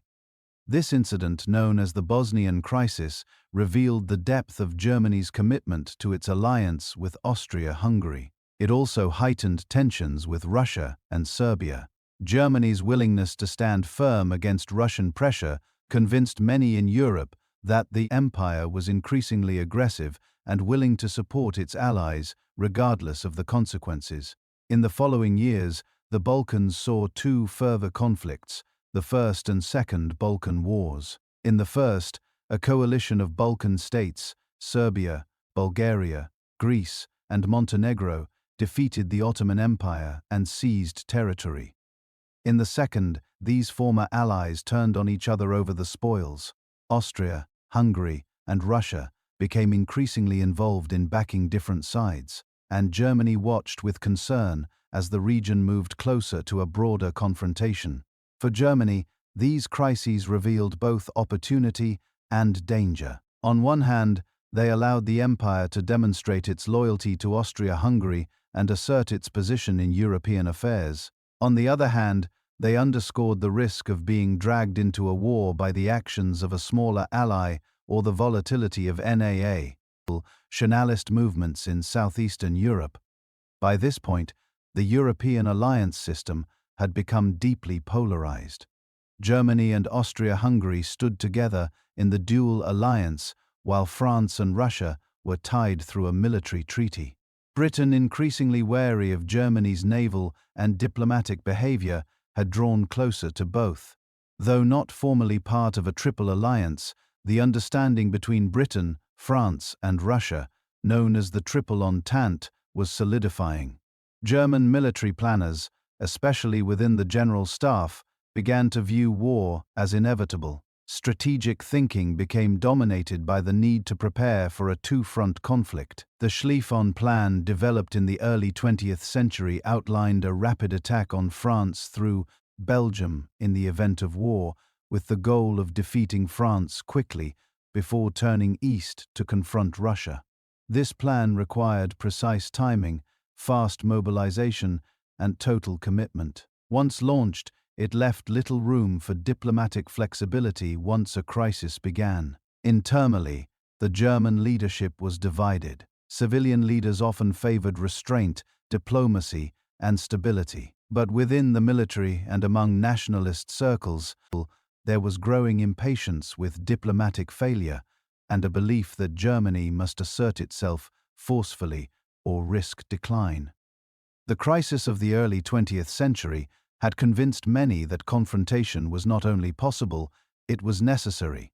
At the same time, public opinion was being shaped by nationalist rhetoric and a press that often portrayed Germany as encircled by enemies and denied its rightful place in the world. Naval leagues, patriotic associations, and nationalist publications encouraged the view that Germany must stand firm and prepare for conflict. A sense of destiny combined with grievance was building across the empire. By the summer of 1914, Europe was a continent tightly bound by alliances, driven by nationalism, armed with vast militaries, and led by governments often more fearful of appearing weak than of going to war. Germany, through its assertive foreign policy, its unwavering support for Austria-Hungary, and its military planning, had become a central player in this dangerous environment. The crises of Morocco and the Balkans had not caused a general war, but they had changed the political and psychological landscape of Europe. They had tested alliances, inflamed rivalries, and narrowed the space for diplomacy. The next crisis would not be diffused. The spark would come not from Berlin, Paris, or London, but from Sivo, through the hand of a young assassin whose actions would set the world on fire. On a quiet Sunday morning in late June of the year 1914, a shot was fired in Sivo that would echo across continents. The assassination of Archduke Franz Ferdinand, heir to the Austro-Hungarian throne, marked the moment when years of diplomatic tension, nationalist rivalry, and military preparation converged into irreversible conflict. But while the act itself was carried out by a Bosnian Serb nationalist, the chain of decisions that followed, especially those made in Berlin, turned a regional crisis into a global war. Central among those decisions was what came to be known as Germany's blank check. Franz Ferdinand had traveled to Sarajevo to observe military exercises and assert imperial presence in Bosnia-Herzegovina, a region annexed by Austria-Hungary a few years earlier. His assassination, carried out by Gavrilo Princip, a 19-year-old member of the nationalist group Young Bosnia, was intended as a blow against imperial domination and in support of Greater Serbian unity. While the murder was shocking, political assassinations were not new to Europe. What set this one apart was the response it provoked and the role that Germany played in encouraging that response. In Vienna, leaders of the Austro-Hungarian Empire saw the assassination not only as a personal tragedy, but as a direct challenge to imperial authority. The empire had been struggling with internal ethnic tensions and growing Serbian influence in the Balkans. Many in the government and military believed that the time had come to deal decisively with Serbia, which they suspected of supporting the assassins. But Austria-Hungary could not act alone. Any military action against Serbia risked drawing in Russia, which had positioned itself as protector of Slavic nations in the region. Vienna's leaders turned to their closest ally, Germany, for support.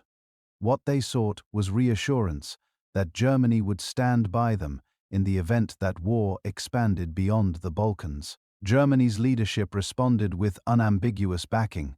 In early July, just days after the assassination, the German ambassador in Vienna conveyed a message from Berlin.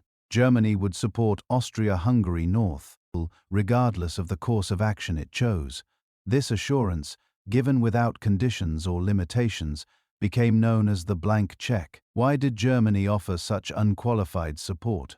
Several factors were at play. First, the German leadership, particularly the military and foreign policy elite, believed that a conflict with Russia and its allies was becoming increasingly likely. They viewed Serbia as a proxy for Russian influence and saw a confrontation in the Balkans as both inevitable and strategically necessary. Second, there was a sense that time was not on Germany's side. Russia's military was growing in strength, and some German generals believed that war would be more winnable now than in a few years. Kaiser Wilhelm II himself played a complex role. Initially supportive of Austria's hardline stance, he later appeared to hesitate, suggesting that Serbia's response to Austria's demands could be sufficient to avoid war. However, by then, German officials, particularly Chancellor Theobald von Bethmann-Hollweg and key military leaders, had already made clear their commitment to backing Austria to the end. With German support secured, Austria-Hungary issued an ultimatum to Serbia on the 2nd or 3rd of July. The terms were deliberately harsh, including demands that Serbia suppress nationalist propaganda, dissolve nationalist organizations, and allow Austro-Hungarian officials to participate in investigations within Serbia. Though Serbia agreed to most of the conditions, it rejected those that compromised its sovereignty. Vienna declared the response unsatisfactory and on the 28th of July declared war on Serbia. Russia, bound by its role as Serbia's protector and wary of Austro-Hungarian ambitions in the Balkans, began mobilizing its forces. Germany, interpreting Russian mobilization as a direct threat, declared war on Russia on the 1st of August. 2 days later, Germany declared war on France, which was allied with Russia through a military treaty. To implement its war strategy, Germany invoked the Schlieffen Plan, which called for a rapid strike through neutral Belgium to encircle and defeat France before turning east to face Russia. This invasion of Belgium on the 4th of August triggered Britain's entry into the war. Although Britain was not bound by any formal alliance with France or Russia, it had long guaranteed Belgian neutrality. The violation of that neutrality provided both the legal pretext and the moral justification for Britain to declare war on Germany. Within the span of a few weeks, what had begun as a regional dispute between Austria, Hungary, and Serbia escalated into a general European war. At the center of this escalation stood the German Empire, its leaders convinced that their national survival and prestige depended on swift and decisive action. The decision-making process in Berlin during this period remains one of the most studied and debated episodes in modern history. While it is clear that Germany did not plan the assassination and may not have wanted a general European war at that moment, it is equally clear that German leaders took calculated risks.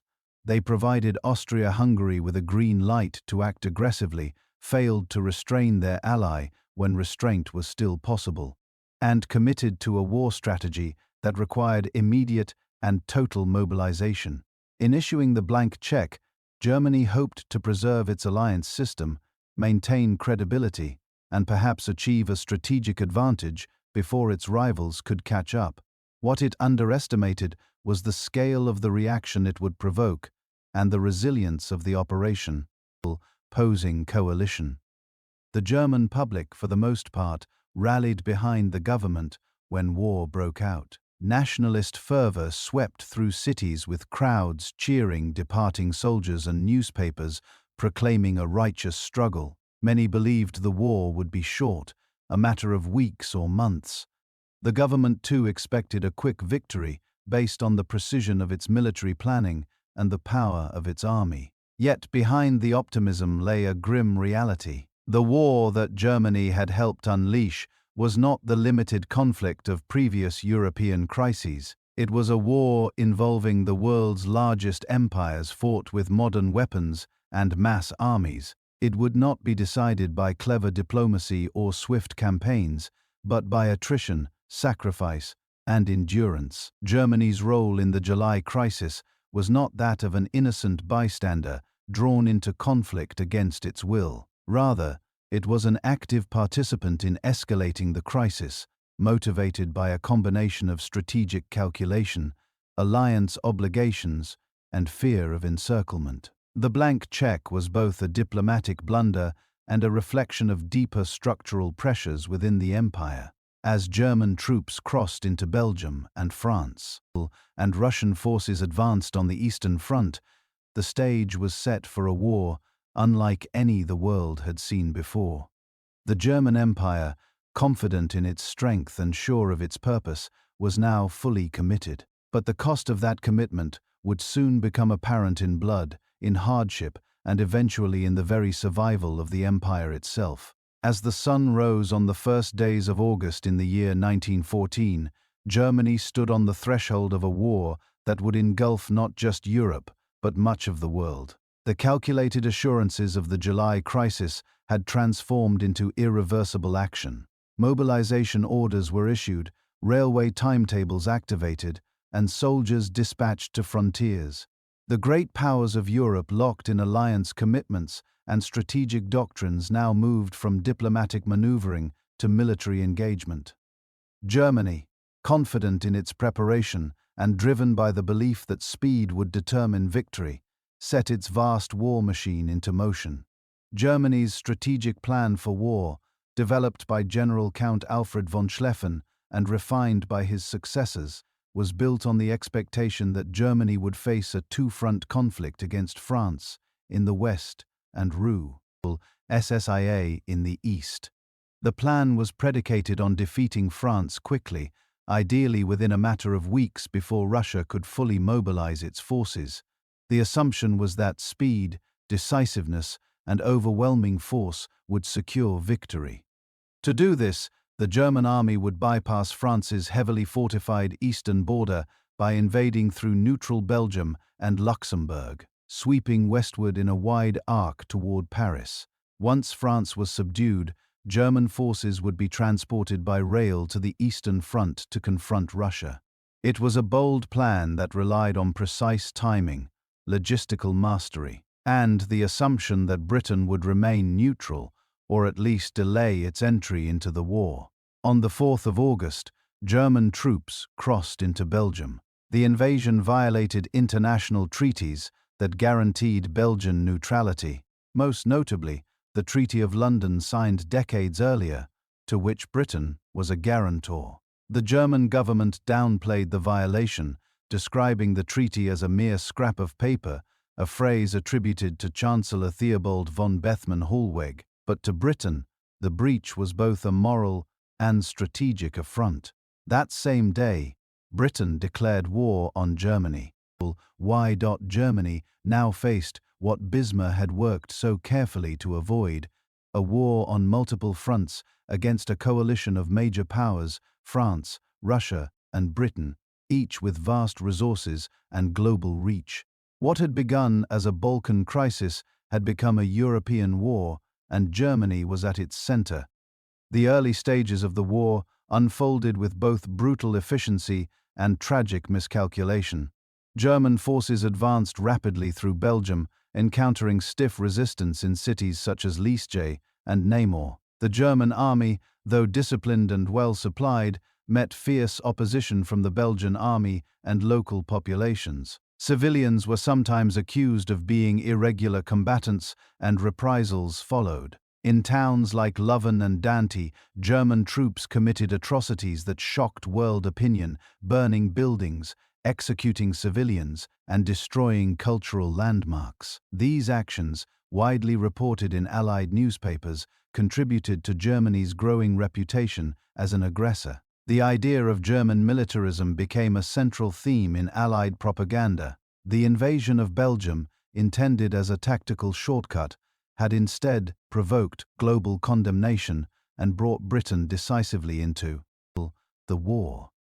Despite these complications, the German advance continued. By early September, German armies were within striking distance of Paris.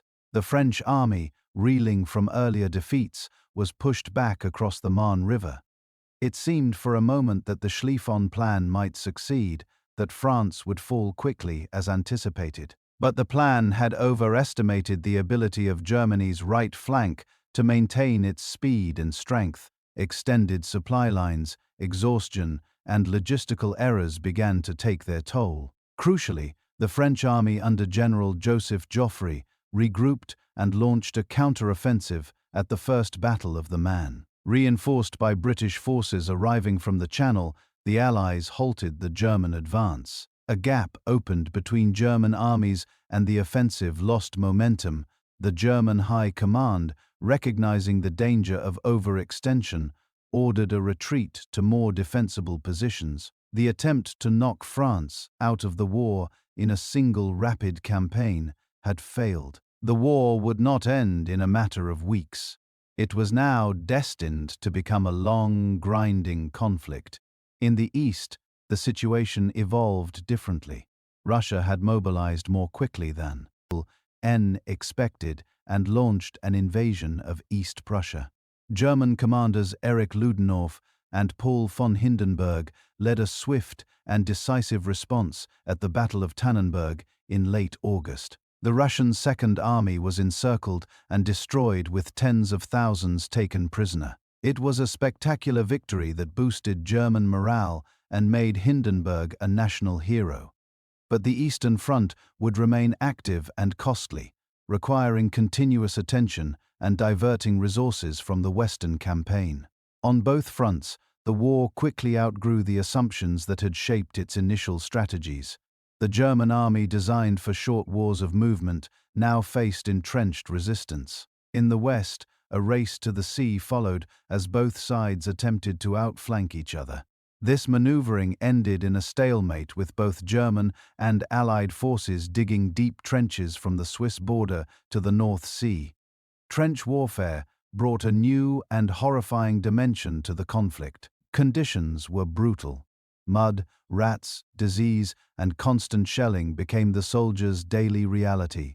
Artillery barges devastated the landscape, while barbed wire, machine guns, and poisoned gas made advances deadly and short-lived. The Western Front became a static attritional battlefield, one where gains were measured in meters and paid for with thousands of lives.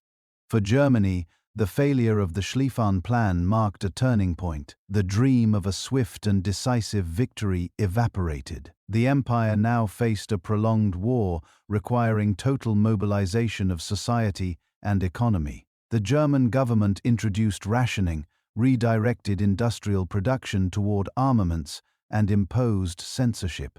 Civil liberties were curtailed in the name of national security. At the same time, the German leadership tried to maintain public morale through propaganda and patriotic appeals. The war was portrayed as a defensive struggle against encirclement, a battle to preserve German culture and honor.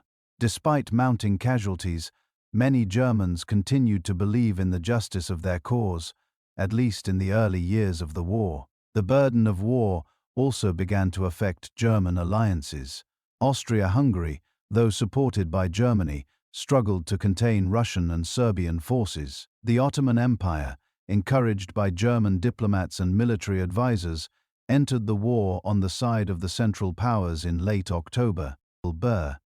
This expanded the war's scope and introduced new fronts in the Middle East and the Caucasus. Germany's naval strategy also began to evolve. Recognizing its fleet could not match Britain's Royal Navy in a direct confrontation, Germany turned to submarine warfare. U-boat targeted Allied shipping, aiming to cut off supplies and weaken Britain's war effort. This tactic would have major consequences in later stages of the war, especially with regard to neutral powers.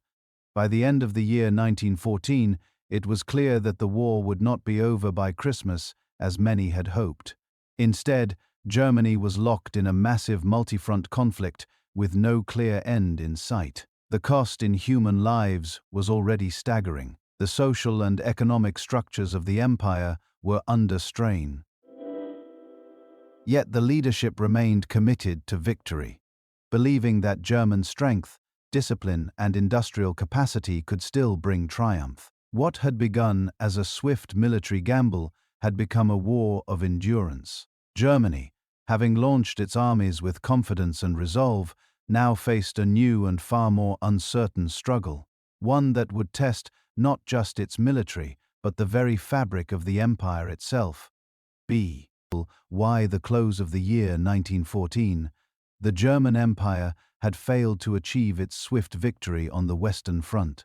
The Schlieffen Plan had broken down, and the war that was supposed to be decided in a matter of weeks had instead entered a new grueling phase.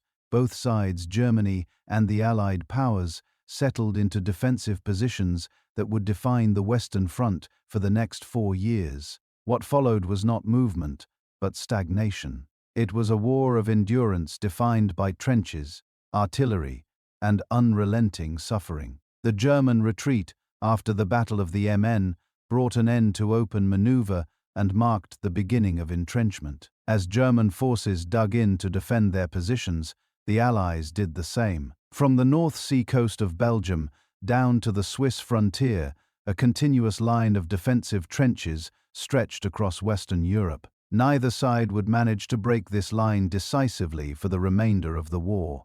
The trench systems were complex and evolving. At first, they were simple ditches intended to provide cover from enemy fire, but over time, they became more elaborate. German trenches in particular were often more robust than those of their enemies, built with reinforced dugouts, underground bunkers, communication lines, and firing positions. These defensive works were designed to hold ground indefinitely. Behind the front lines, Germany constructed multiple layers of defense, including support trenches and reserve positions. Life in the trenches was harsh and punishing. Soldiers lived with mud, vermin, and constant threat. The weather, particularly during winter, turned the ground into thick, clinging sludge that filled boots, soaked clothing, and collapsed dugouts. Hygiene was minimal. Lice were endemic, and diseases such as trenchute and dysentery spread quickly. Food was often limited and monotonous. Mail from home and brief moments of calm became rare sources of comfort. German soldiers on the Western Front adapted as best they could. Many developed routines to cope with the daily dangers of snipers, shellfire, and surprise raids. They built shelters from salvaged materials, created trench art to pass the time, and maintained discipline through drill and camaraderie. Letters and diaries from German troops reveal a range of emotions: duty, fear, hope, despair, all set against the background of a war that increasingly made little sense. We'll see.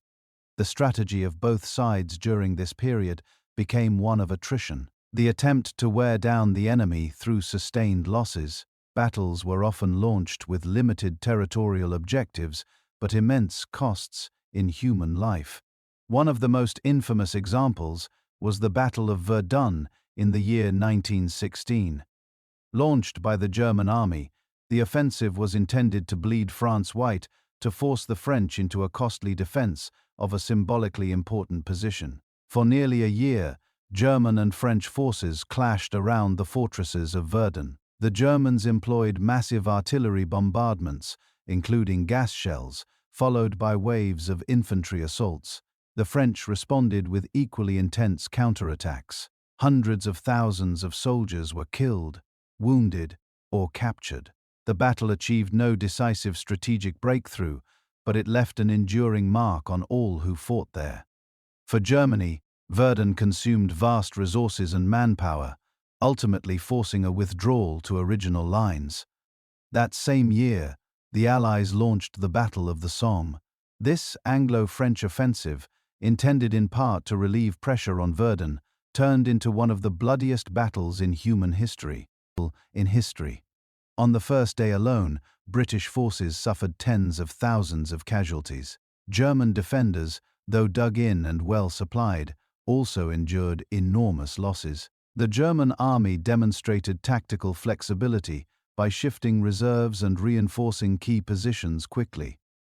Yet, the relentless shelling and assaults wore down even the most experienced troops. These battles highlight the central problem of trench warfare. Massive offensives often resulted in minimal territorial gains. Technological advancements had outpaced traditional tactics. Artillery and machine guns dominated the battlefield, while communication and mobility lagged behind. Each attack required weeks of planning and vast quantities of ammunition, but rarely shifted the front lines significantly. To adapt, German commanders began exploring new tactics. In the later stages of the war, they developed infiltration techniques using small units of specially trained soldiers, known as stormtroopers, to penetrate enemy lines, bypass strong points, and disrupt rear areas. These methods would later influence modern combined arms warfare. But during the trench years, their impact was limited by the scale of operations and the exhaustion of available resources. The air war also began to take shape during this period. Initially used for reconnaissance, aircraft evolved into tools of both observation and combat. German pilots such as Manfred von Richthofen, known as the Red Baron, became legendary figures, their exploits celebrated by a public eager for heroes. Yet even in the skies, the war was one of attrition. Planes were fragile, engines unreliable, and survival rates low. Behind the lines, the German Empire mobilized its entire society for war.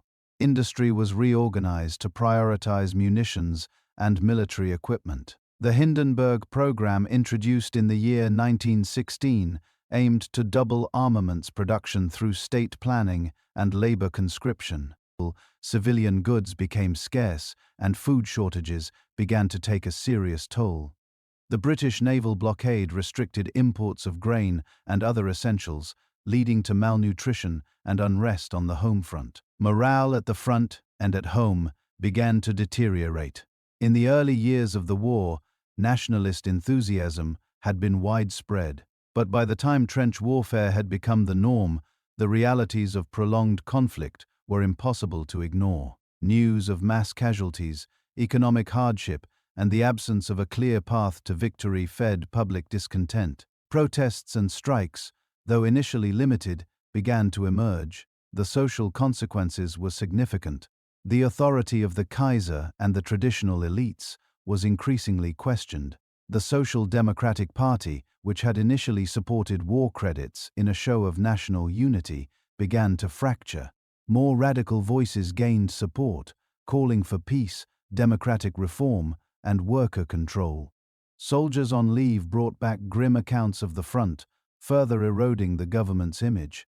Within the German army, discipline remained strict, but the psychological strain was immense. Shell shock, what today would be recognized as post-traumatic stress disorder, affected thousands. Letters from the front often conveyed a longing for peace and a sense of alienation from the military leadership.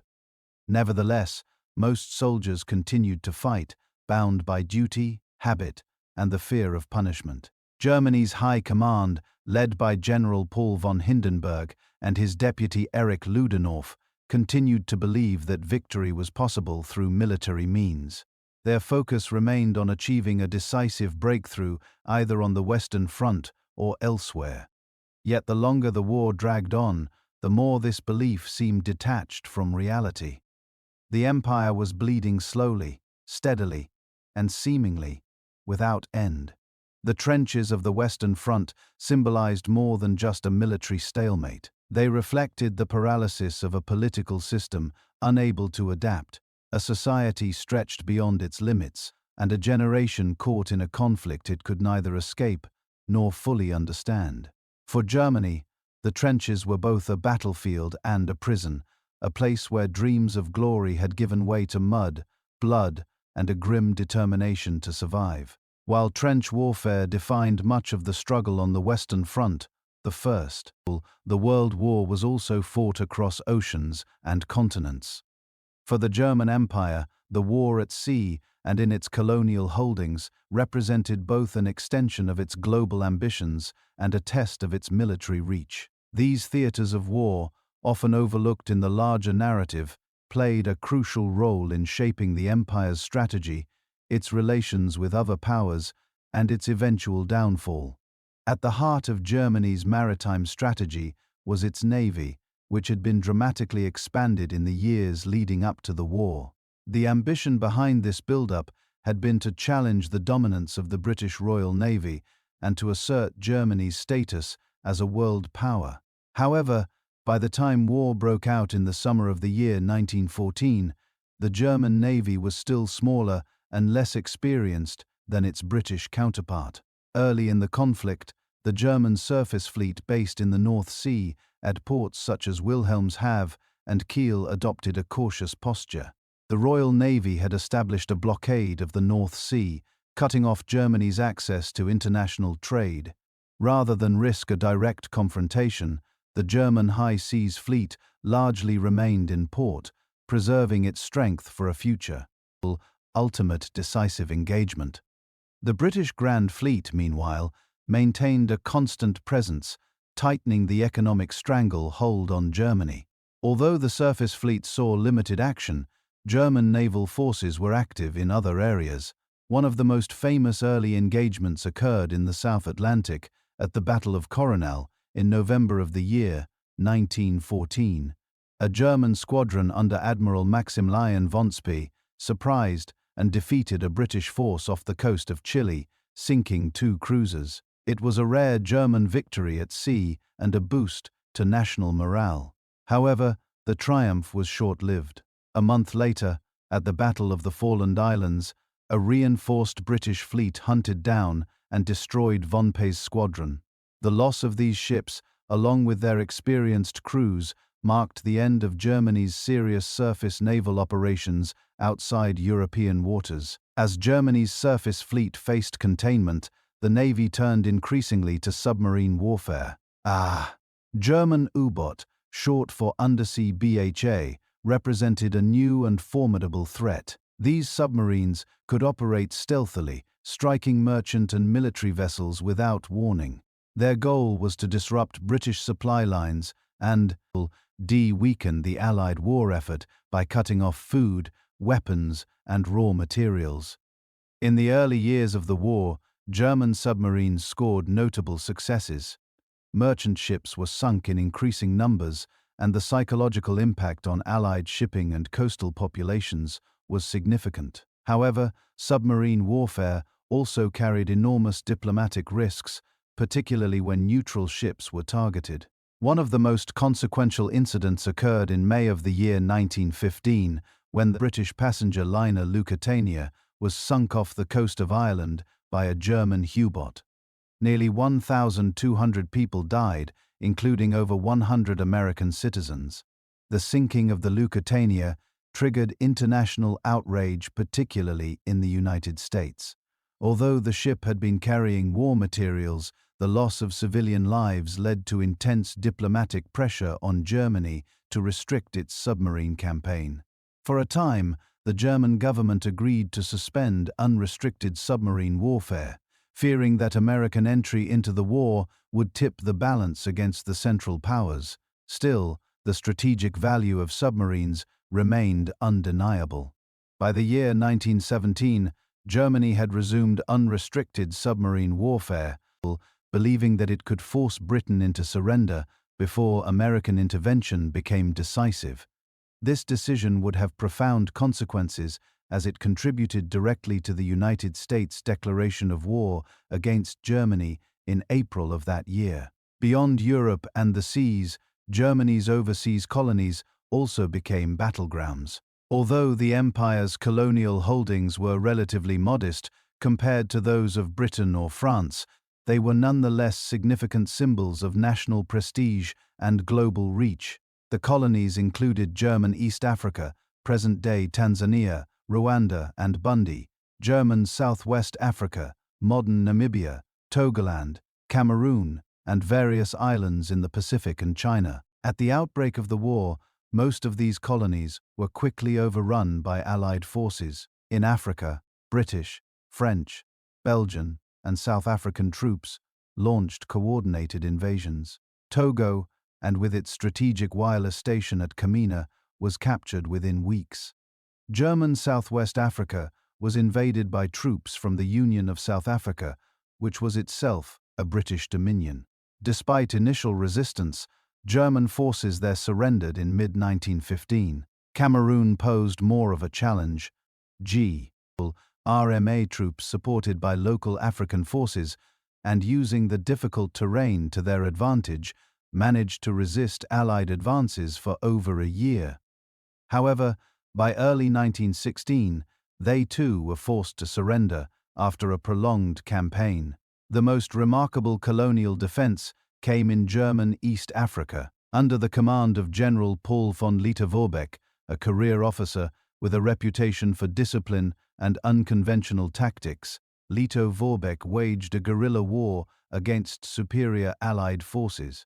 He utilized mobility, local knowledge, and the support of indigenous Askari troops to keep the campaign going long after Germany had lost control of other colonies. Remarkably, he remained undefeated in the field and only surrendered in November of the year 1918 after receiving news of the armistice in Europe. In the Pacific, Japan, an ally of Britain, quickly seized Germany's holdings in China, including the port city of Qingdao, and occupied several German-controlled islands.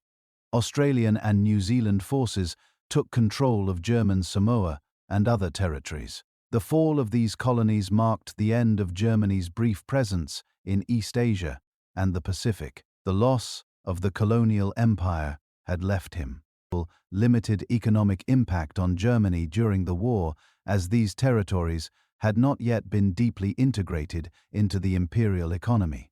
However, the psychological and symbolic blow was significant. The colonies had been presented as a measure of Germany's global power. Their loss signaled a retreat from that vision and weakened the narrative of imperial prestige that had underpinned Weltpolitik. Moreover, the war at sea and in the colonies demonstrated the global scale of the conflict.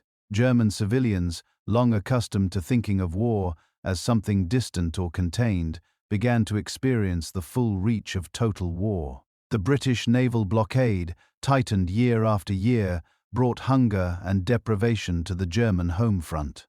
Imports of food, fertilizers, and raw materials fell sharply, and the population began to suffer from malnutrition and disease. In response, the German government attempted to organize domestic production and ration supplies. Substitute goods, called ersatz products, became commonplace.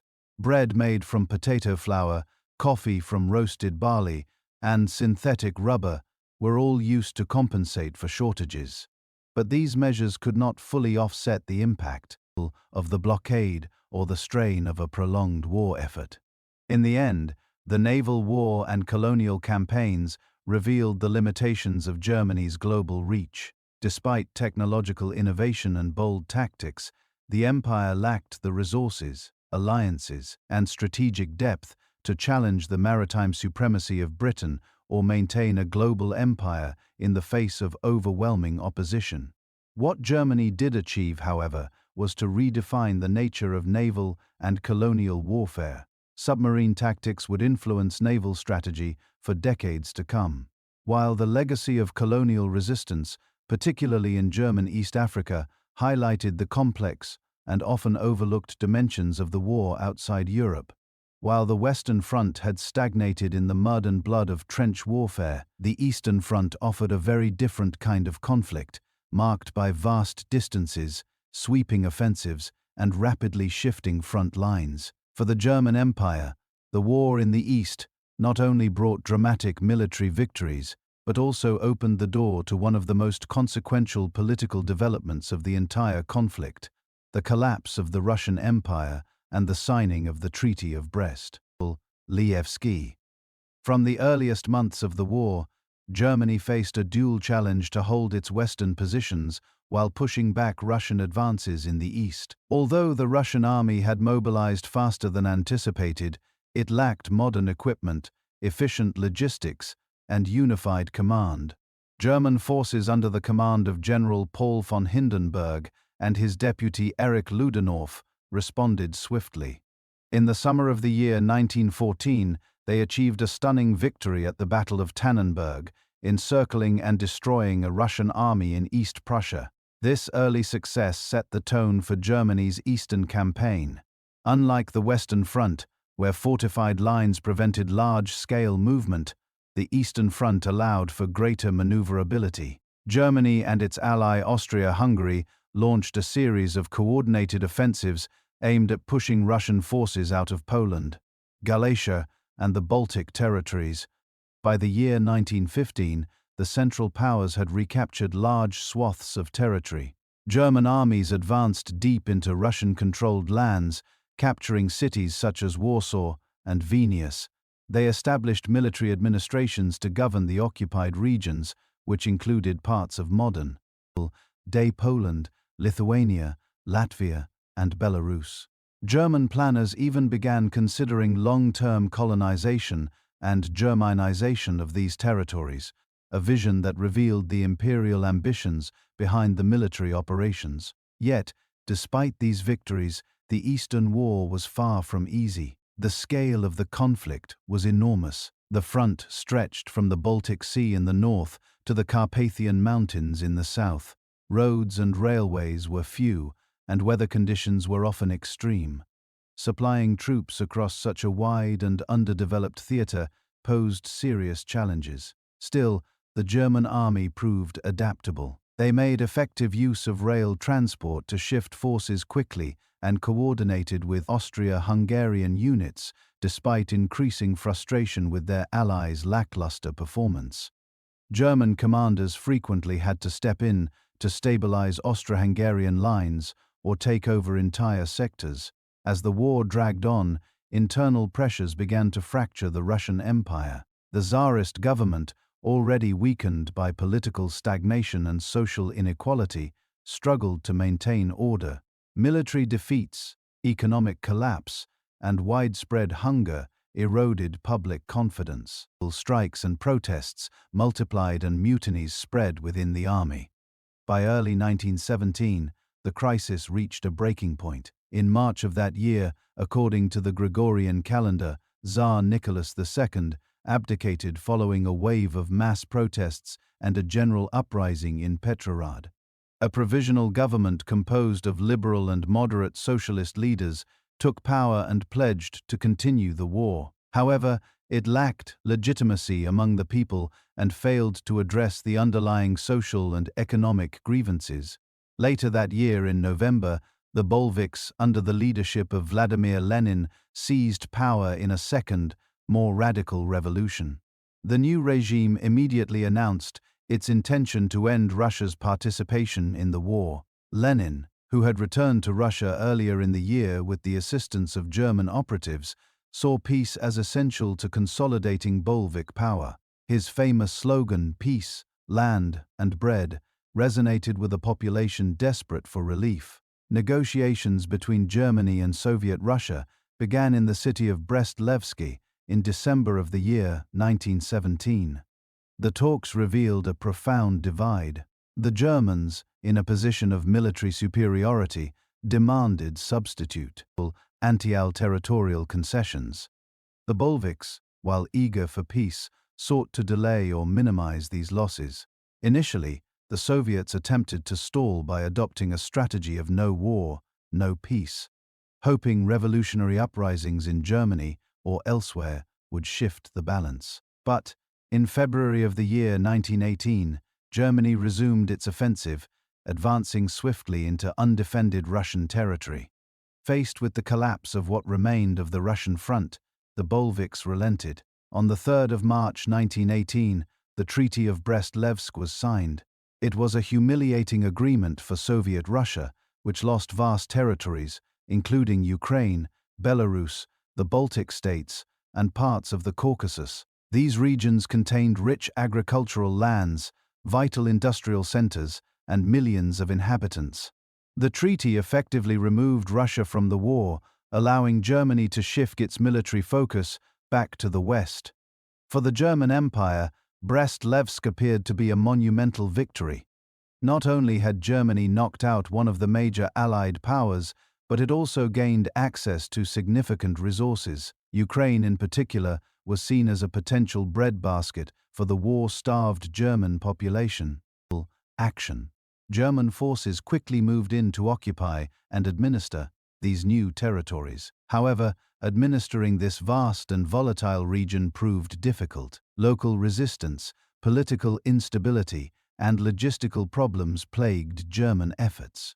While puppet governments were established and German officials took charge of resource extraction, control remained tenuous. The war-torn countryside was rife with banditry, rebellion, and famine. Ukrainian nationalists, Bolshevik partisans, and other factions contested German authority at every turn.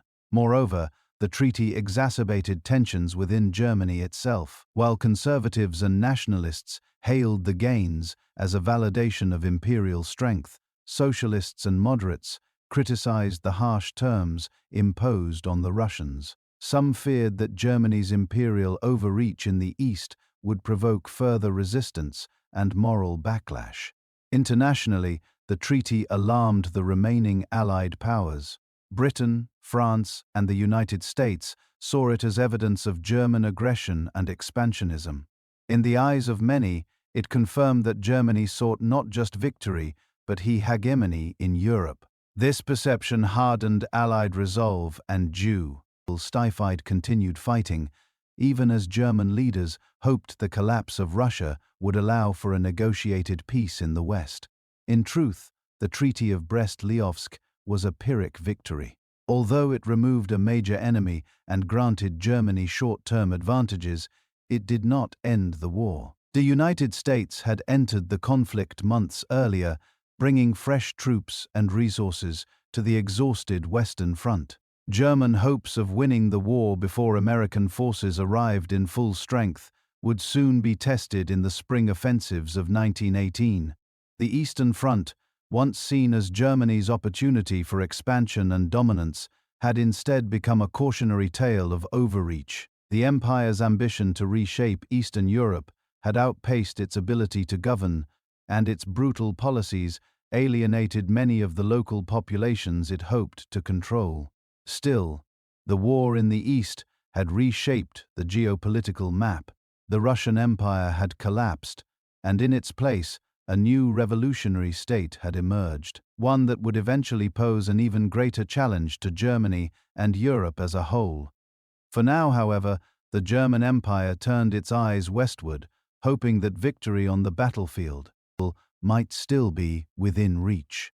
As German forces dug deeper into the war effort on multiple fronts, another quieter battle was being fought within the borders of the empire itself, a battle of hunger, exhaustion, and growing discontent. By the time the year 1915 gave way to 1916, the German home front was undergoing a transformation as severe and consequential as any occurring on the battlefield.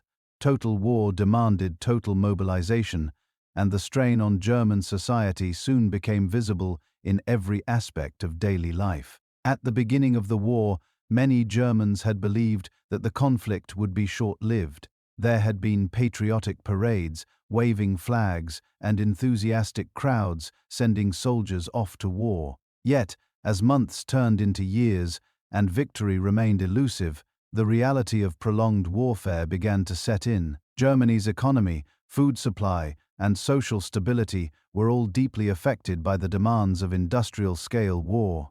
One of the most significant causes of hardship on the home front was the British naval blockade. Enforced with increasing effectiveness, the blockade aimed to cut off Germany's access to global trade, including foodstuffs, raw materials, and fertilizers. This strategy was not aimed at defeating Germany militarily, but at breaking its internal capacity to sustain the war effort. Germany had relied heavily on imports before the war, particularly for food and chemical fertilizers that supported its agriculture. As the blockade tightened, the supply of imported food decreased sharply and domestic production struggled to compensate. Fields were underutilized due to the absence of male laborers who had been drafted into the army. Horses essential for plowing were requisitioned by the military. Fertilizers diverted for explosives manufacturing became scarce. The result was a steady decline in agricultural output. To manage the growing crisis, the German government established the Krieg-Nahrungs War Food Office tasked with controlling the distribution of food and rationing supplies. A system of food stamps and quotas was implemented. Initially, these measures seemed promising. However, bureaucratic inefficiency, regional disparities, and black market activity undermined the system's effectiveness. Many urban households found themselves relying on thin rations of bread, margarine, and ersatz coffee made from roasted acorns. Perhaps the Ost infamous period of civilian suffering came during the winter of 1916 to 1917, later known as the turnip winter. A poor harvest combined with disrupted transportation and harsh weather led to severe food shortages. Potatoes, the staple of the German diet, rotted in storage or failed to grow in sufficient quantities. Turnips, usually reserved for animal feed, were substituted for almost everything: breads, soups, and even desserts. The name turnip winter became synonymous with misery. Malnutrition spread rapidly, especially among children and the elderly. Public health deteriorated. Cases of tuberculosis, rickettsia, and influenza surged in crowded cities. Mothers waited in long queues for hours, sometimes only to receive meager portions. Food riots broke out in several towns. The morale of the civilian population, already strained, began to collapse. Despite the shortages, the German state continued to demand total commitment from its people. The Hindenburg Program, introduced in the autumn of 1916, sought to double war production by mobilizing all available labor and resources. Named after Field Marshal Paul von Hindenburg, the program placed enormous pressure on both industry and the working class. Workers were drafted into arms factories. Women took on jobs previously closed to them, and prisoners of war were used as forced labor. Industrial output in sectors like steel, coal, and armaments increased, but at great cost. Working conditions were harsh, hours were long, and wages failed to keep pace with inflation. Strikes, once rare in wartime, began to occur with increasing frequency. In Berlin, Hamburg, and the Ruhr, workers protested food shortages, poor pay, and the lack of political representation. Though most strikes were contained, they revealed a growing fracture in the wartime consensus. These frustrations extended beyond the factory floor. Political tensions also intensified. The Social Democratic Party, which had initially supported war credits, now found itself divided. A more radical faction broke away to form the Independent Social Democratic Party, calling for an immediate end to the war and more democratic reforms. Anti-war sentiment, long suppressed, began to surface in speeches, pamphlets, and underground newspapers among the middle classes too. Anxiety grew. The war had eroded savings and disrupted careers. Professionals and small business owners, found themselves unable to maintain their pre-war standards of living. The illusion of unity between social classes promoted in the early stages of the war was crumbling. The promise that sacrifice would be rewarded with victory seemed more remote with each passing month. Women who bore much of the burden on the home front became increasingly visible in public life. They worked in munitions factories, served as nurses, and managed households under conditions of scarcity. While their labor was essential, their voices remained largely excluded from political decision-making. Still, women's wartime contributions laid the groundwork for post-war demands for suffrage and equality. Youth, too, were affected. With fathers at the front and schools disrupted, many young Germans grew up in a world defined by absence and austerity. Stories of hunger, air raids, and lost brothers became part of their daily lives. The romanticism of war, so prominent in the early patriotic education campaigns, was replaced by a more somber understanding of its costs. Religious and charitable organizations tried to ease the suffering. Soup kitchens, relief funds, and communal gardens were organized in many cities, but such efforts, while helpful, could not offset the systemic shortages and inefficiencies of wartime administration. Trust in institutions declined, and rumors of hoarding and corruption circulated widely. The German leadership, particularly the military command under Hindenburg and Ludendorff, remained focused on achieving military victory. They viewed home front difficulties as unfortunate but necessary sacrifices. Calls for peace were dismissed as defeatist. The government introduced laws to suppress dissent and control the press. Censorship intensified. Critics were labeled traitors. Surveillance expanded. Yet, even within the military, signs of strain were visible. Letters from soldiers on the front increasingly expressed concern for their families back home. The knowledge that their children were going hungry while they fought in freezing trenches eroded morale. Desertions and psychological breakdowns became more common. As the war dragged into its fourth year, the German Empire was still standing, but under enormous internal pressure. The social contract between ruler and ruled was unraveling. The monarchy, once seen as a symbol of national unity, appeared distant and indifferent. Kaiser Wilhelm II, already sidelined in military decision-making, retreated further from public life. The belief that the war was being fought for honor, security, or justice was giving way to the stark realization that it was being endured simply to survive. The turn-up winter marked a turning point in the relationship between the German state and its people. It exposed the fragility of the imperial system when confronted with total war. It revealed how vulnerable even a powerful nation could become when cut off from the global economy. And it swayed the seeds of political radicalism, class resentment, and civil unrest that would erupt more forcefully in the final year of the war. As spring returned in the year 1917, the physical hardships of winter eased slightly, but the deeper wounds of hunger, grief, and political betrayal remained. The home front was no longer a passive rear. It had become an active front in its own right, one that would shape the fate of the empire in the months ahead. The German military leadership, recognizing that time was running out, now turned to a final gamble. A massive offensive in the west, made possible by the defeat of Russia and the deployment of troops from the Eastern Front. It was a last attempt to break the stalemate, win the war, and silence dissent at home. The fate of the German Empire would now be decided not in conference rooms or diplomatic missions, but in the trenches on the fields of France. By the beginning of the year 1918, the German Empire was approaching a critical threshold. After more than 3 years of total war, the strain on both the military and the civilian population had become severe. Yet, Germany's leaders saw a fleeting window of opportunity. Russia had exited the war following the Treaty of Brest-Litovsk, freeing up hundreds of thousands of German soldiers from the Eastern Front. The United States had declared war on Germany the year before, but its forces were not yet fully mobilized in Europe.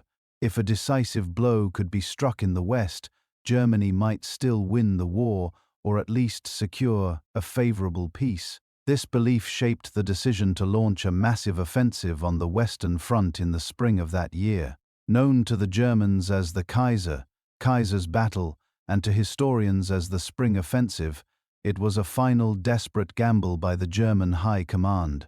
Generals Paul von Hindenburg and Erich Ludendorff knew that time was not on Germany's side. Morale was collapsing at home. Resources were dwindling, and the Allies would only grow stronger with the full entry of American troops. The offensive had to succeed quickly or risk total failure. The German strategy was based on surprise, mobility, and concentrated force.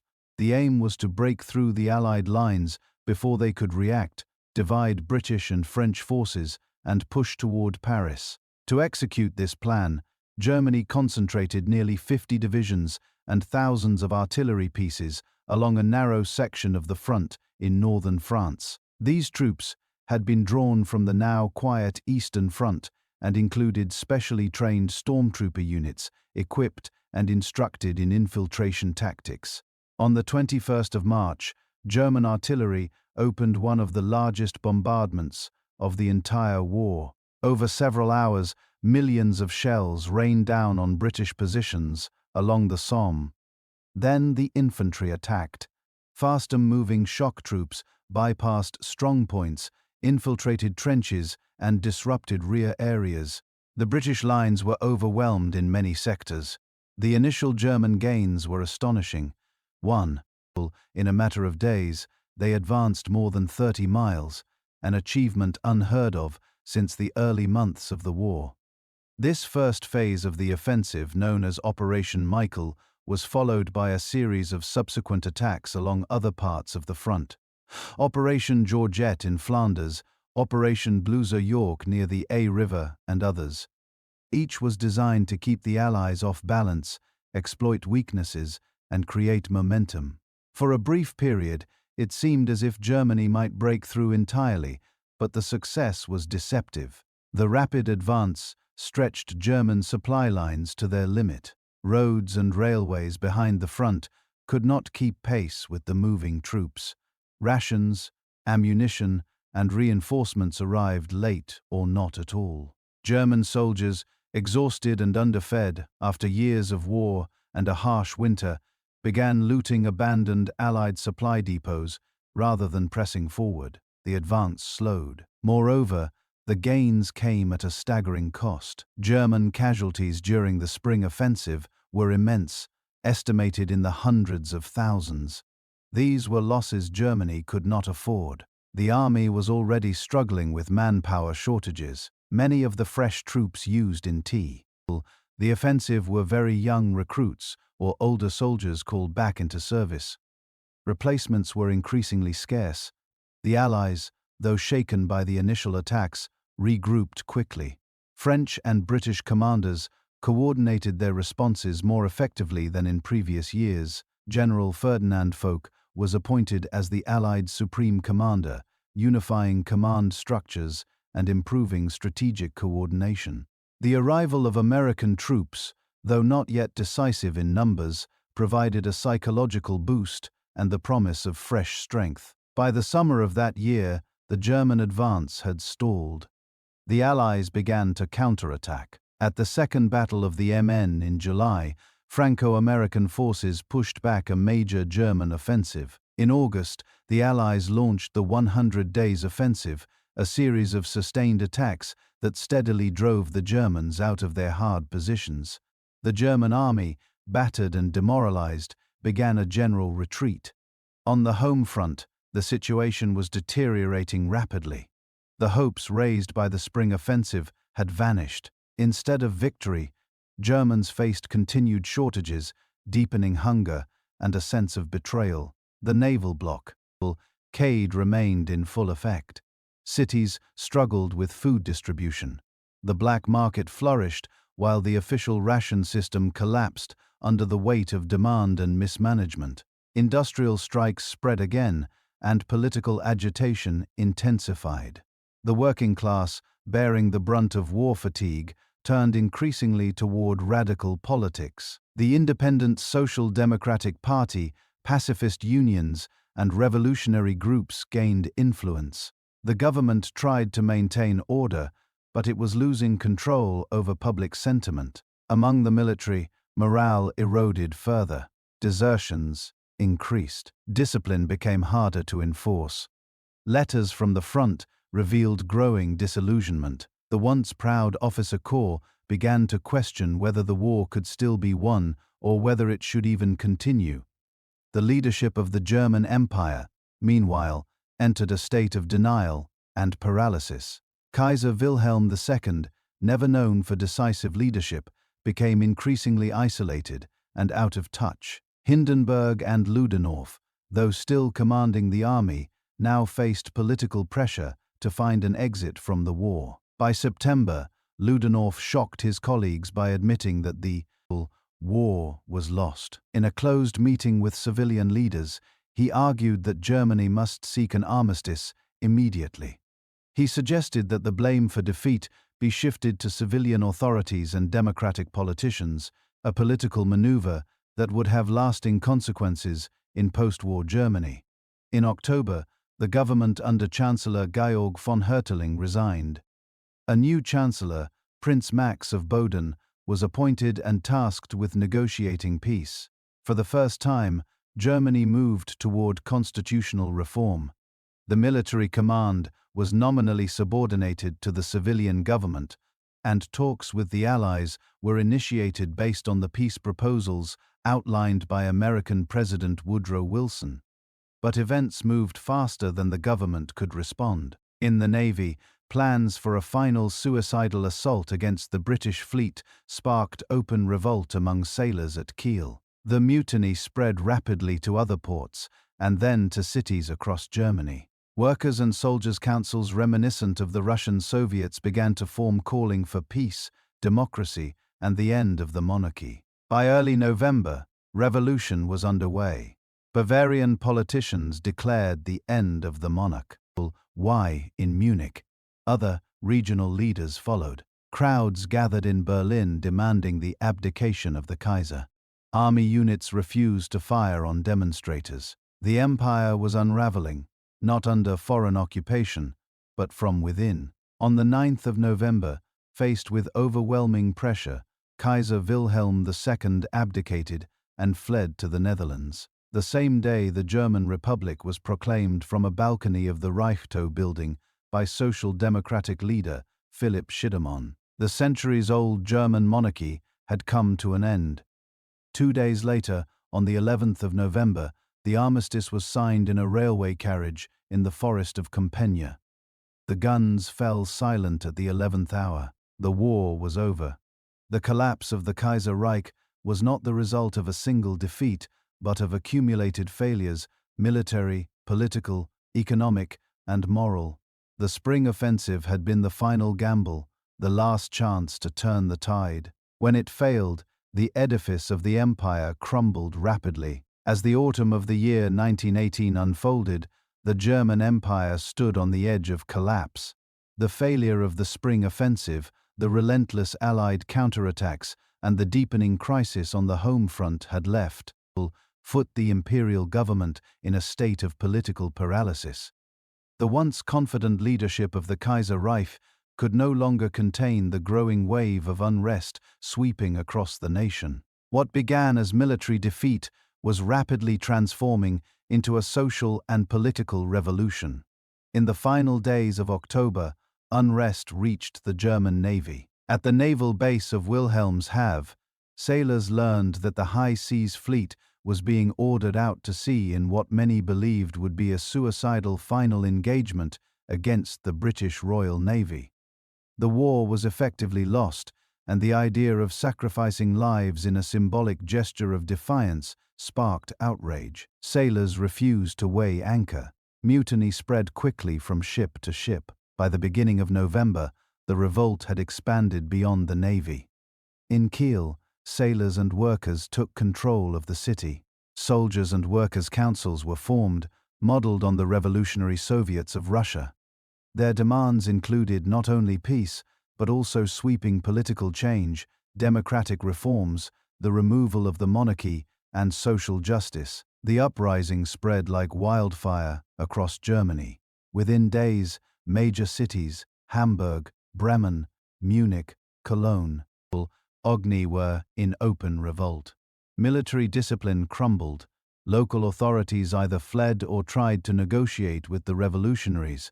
The imperial government, recognizing that control was slipping away, tried to act quickly.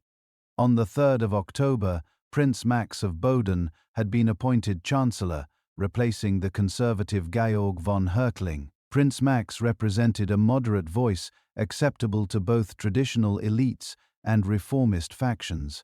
His mission was to oversee the transition toward peace and political reform. In an unprecedented move, constitutional changes were enacted. The chancellor would now be responsible to the Rifthof rather than the Kaiser, and the military command would be subordinated to civilian authority. These measures were intended to appease domestic unrest and convince the Allies that Germany was moving toward democracy. But these reforms came too late. The revolutionaries were not merely demanding constitutional adjustments. They wanted a clean break with the old order. Workers and soldiers exhausted from years of war and sacrifice saw no future in a system dominated by aristocrats, industrialists, and military officers. They demanded the abdication of Kaiser Wilhelm II and the establishment of a republic. Kaiser Wilhelm, meanwhile, was in Spa, Belgium, where the German military headquarters were located. Despite growing pressure, he refused to abdicate. He still believed he had the loyalty of the army. Hindenburg and Ludendorff had advised him to step down earlier, but Wilhelm clung to the hope that he could retain at least the Prussian crown, if not the imperial title. Events on the ground rendered these hopes irrelevant. In Berlin, mass demonstrations escalated. Revolutionary crowds joined by striking workers and returning soldiers marched through the streets. On the 9th of November, faced with the threat of violence and complete chaos, Prince Max of Baden took unilateral action. Without the Kaiser's formal consent, he announced Wilhelm's abdication and declared that the emperor had renounced both the imperial and Prussian thrones. This decision was not merely administrative. It was symbolic. It signaled the end of the Hohenzollern dynasty's rule over Germany, a lineage that traced back centuries. The German Empire, established in the Hall of Mirrors at Versailles in the year 1871, had been brought down by defeat abroad and revolution at Ulm. On the same day, Prince Max handed over the chancellorship to Friedrich Ebert, the leader of the majority Social Democrats. Ebert was a pragmatic politician committed to parliamentary democracy and determined to stabilize the country. But events were moving too fast for careful planning. That afternoon, Philipp Schiedemann, a fellow Social Democrat, took the initiative. Fearing that radical revolutionaries might declare a Soviet-style republic, Schiedemann stepped onto a balcony of the Reichstag building and proclaimed the German Republic. His words, spoken to a crowd below, marked the public and official end of the monarchy. He had not consulted IRT or even party leadership, but the act was irreversible. Only a few hours later, in a different part of Berlin, the revolutionary socialist Karl Liebknecht, recently released from prison, declared the formation of a free socialist republic. Although his proclamation was less widely accepted and lacked legal authority, it showed the deep divisions among the revolutionary forces and foreshadowed the political conflicts to come. Wilhelm II, now without a throne or a clear path forward, fled to the Netherlands, where he would live in exile until his death. Many years later, the Kaiser, who had once promised to lead Germany to greatness, now departed quietly, his imperial ambitions reduced to memory. The newly formed republic faced an immediate and daunting challenge. The war was still technically ongoing. Armistice negotiations were underway, but no agreement had yet been signed. Germany's military remained deployed across vast swaths of France and Belgium. The Allies demanded not only a halt to hostilities, but also a complete withdrawal and disarmament. Friedrich Ebert, leading the provisional government, sought to avoid chaos. He feared that further revolution, particularly from radical leftist groups like the Spartacists, would plunge the country into civil war. To maintain order, IRT made a controversial pact with the German military known as the Ebert-Groener Pact. It secured the army's support for the new government in exchange for promises to preserve military structure and suppress further revolutionary activity. This agreement set the stage for the post-war politics of the Weimar Republic. On the one hand, it allowed for a relatively peaceful transition and ensured that the republic survived its fragile beginnings. On the other, it tied the fate of the democratic government to the very institutions that had upheld the imperial regime, a contradiction that would haunt the republic in the years to come. The armistice was signed 2 days later, on the 11th of November, in a railway carriage, in the forest of Compiègne.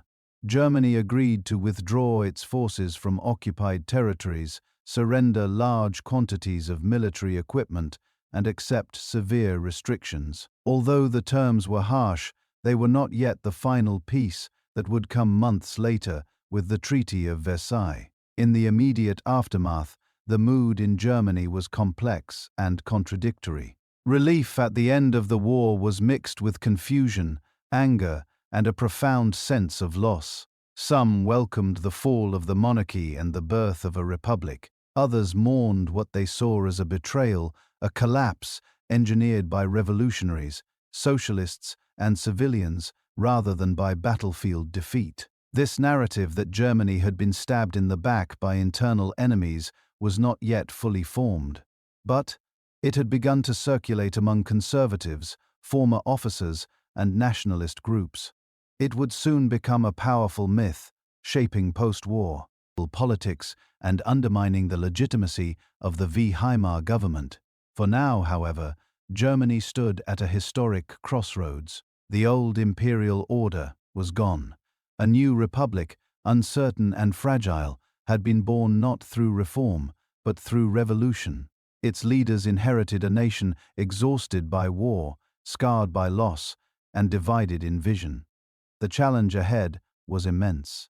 To rebuild a shattered society, restore economic stability, and forge a democratic future from the ruins of empire. The German Empire existed for just under half a century, from its proclamation in the Hall of Mirrors at Versailles in the year 1871 to its collapse amid revolution and armistice in November of 1918.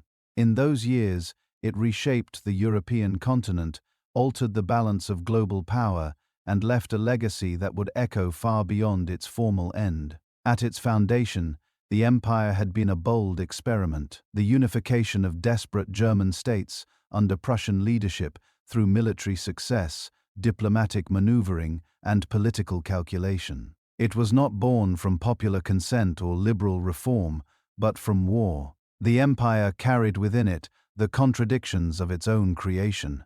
Federal, in state. Eucture, but dominated by one state. Industrially modern but politically conservative. Socially dynamic, yet governed by a rigid elite. The chancellorship of Otto von Bismarck defined the early years of the empire. His domestic policies combining repression and reform sought to secure unity and stability in a rapidly changing society.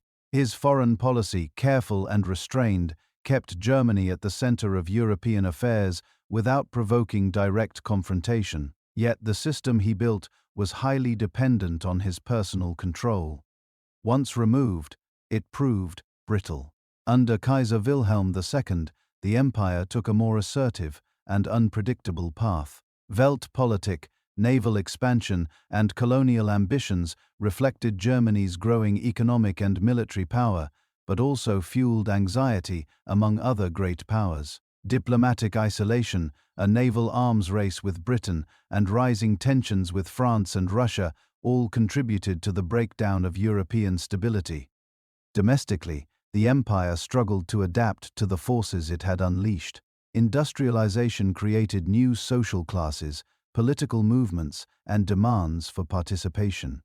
The rise of the Social Democratic Party, the growth of trade union, NS, and the spread of popular culture revealed a society in motion. Yet, the imperial political system resisted meaningful reform. Power remained concentrated in the hands of the Kaiser, the military, and conservative elites. When the First World War began, the empire entered the conflict with confidence and a belief in its own strength. But the war exposed the weaknesses of its foundations. A military strategy built on speed failed to deliver. The economic system buckled under the strain of blockade and total mobilization. The social fabric frayed under the pressures of hunger, loss, and disillusionment. In its final year, the empire collapsed from within. The revolution of 1918 was not just the result of battlefield defeat, but of cumulative failures, political, strategic, and moral. The abdication of the Kaiser and the proclamation of the Republic marked the end of one era and the uncertain beginning of another. Yet, the story of the German Empire did not end in 1918. Its legacy continued to shape the 20th century in profound ways. The unresolved tensions of its final years between militarism and democracy, nationalism and pluralism, elite control and popular participation would reappear in new forms in the troubled years of the Weimar Republic and beyond. The myth that the empire had been betrayed from within, the so-called stab in the back legend, undermined confidence in the democratic order that followed. It fueled resentment, encouraged conspiracy theories, and provided fertile ground for extremist movements. In this sense, the failure to fully reckon with the empire's collapse became one of its most enduring consequences. Yet, not all aspects of the imperial legacy were negative. Germany's scientific, technological, and cultural contributions during this period remain remarkable. The foundations of the modern welfare state, pioneered under Bismarck, continue to influence social policy today. The tensions between federalism and central authority, between tradition and change, remain relevant to many modern states. Perhaps the most lasting lesson of the German Empire is that power without accountability and ambition without restraint carries inherent risk. The empire's pursuit of status, influence, and security led it to overreach diplomatically, militarily, and politically. Its inability to adapt to social change, its reliance on hierarchical authority, and its failure to broaden political participation ultimately undermined its capacity to endure. In remembering the German Empire, it is essential to move beyond nostalgia or condemnation. It was neither a golden age nor a historical aberration, but a complex chapter in the unfolding story of modern Europe. Its rise and fall illuminate the possibilities and perils of nation-building in the industrial age. Its history challenges us to consider how societies manage change, distribute power, and respond to crisis. More than a century has passed since the empire's end, but the questions it raised about identity, governance, and the uses of power remain with us. To study the German Empire is not merely to look backward, but to reflect more clearly on the paths we choose today. If you enjoyed this journey into the rise and fall of the German Empire, please take a moment to like this video and subscribe to Oliver's Stories. And let me know in the comments where you are watching from. I truly love reading every single one. Good night. Get some wonderful rest. I'll see you in the next story.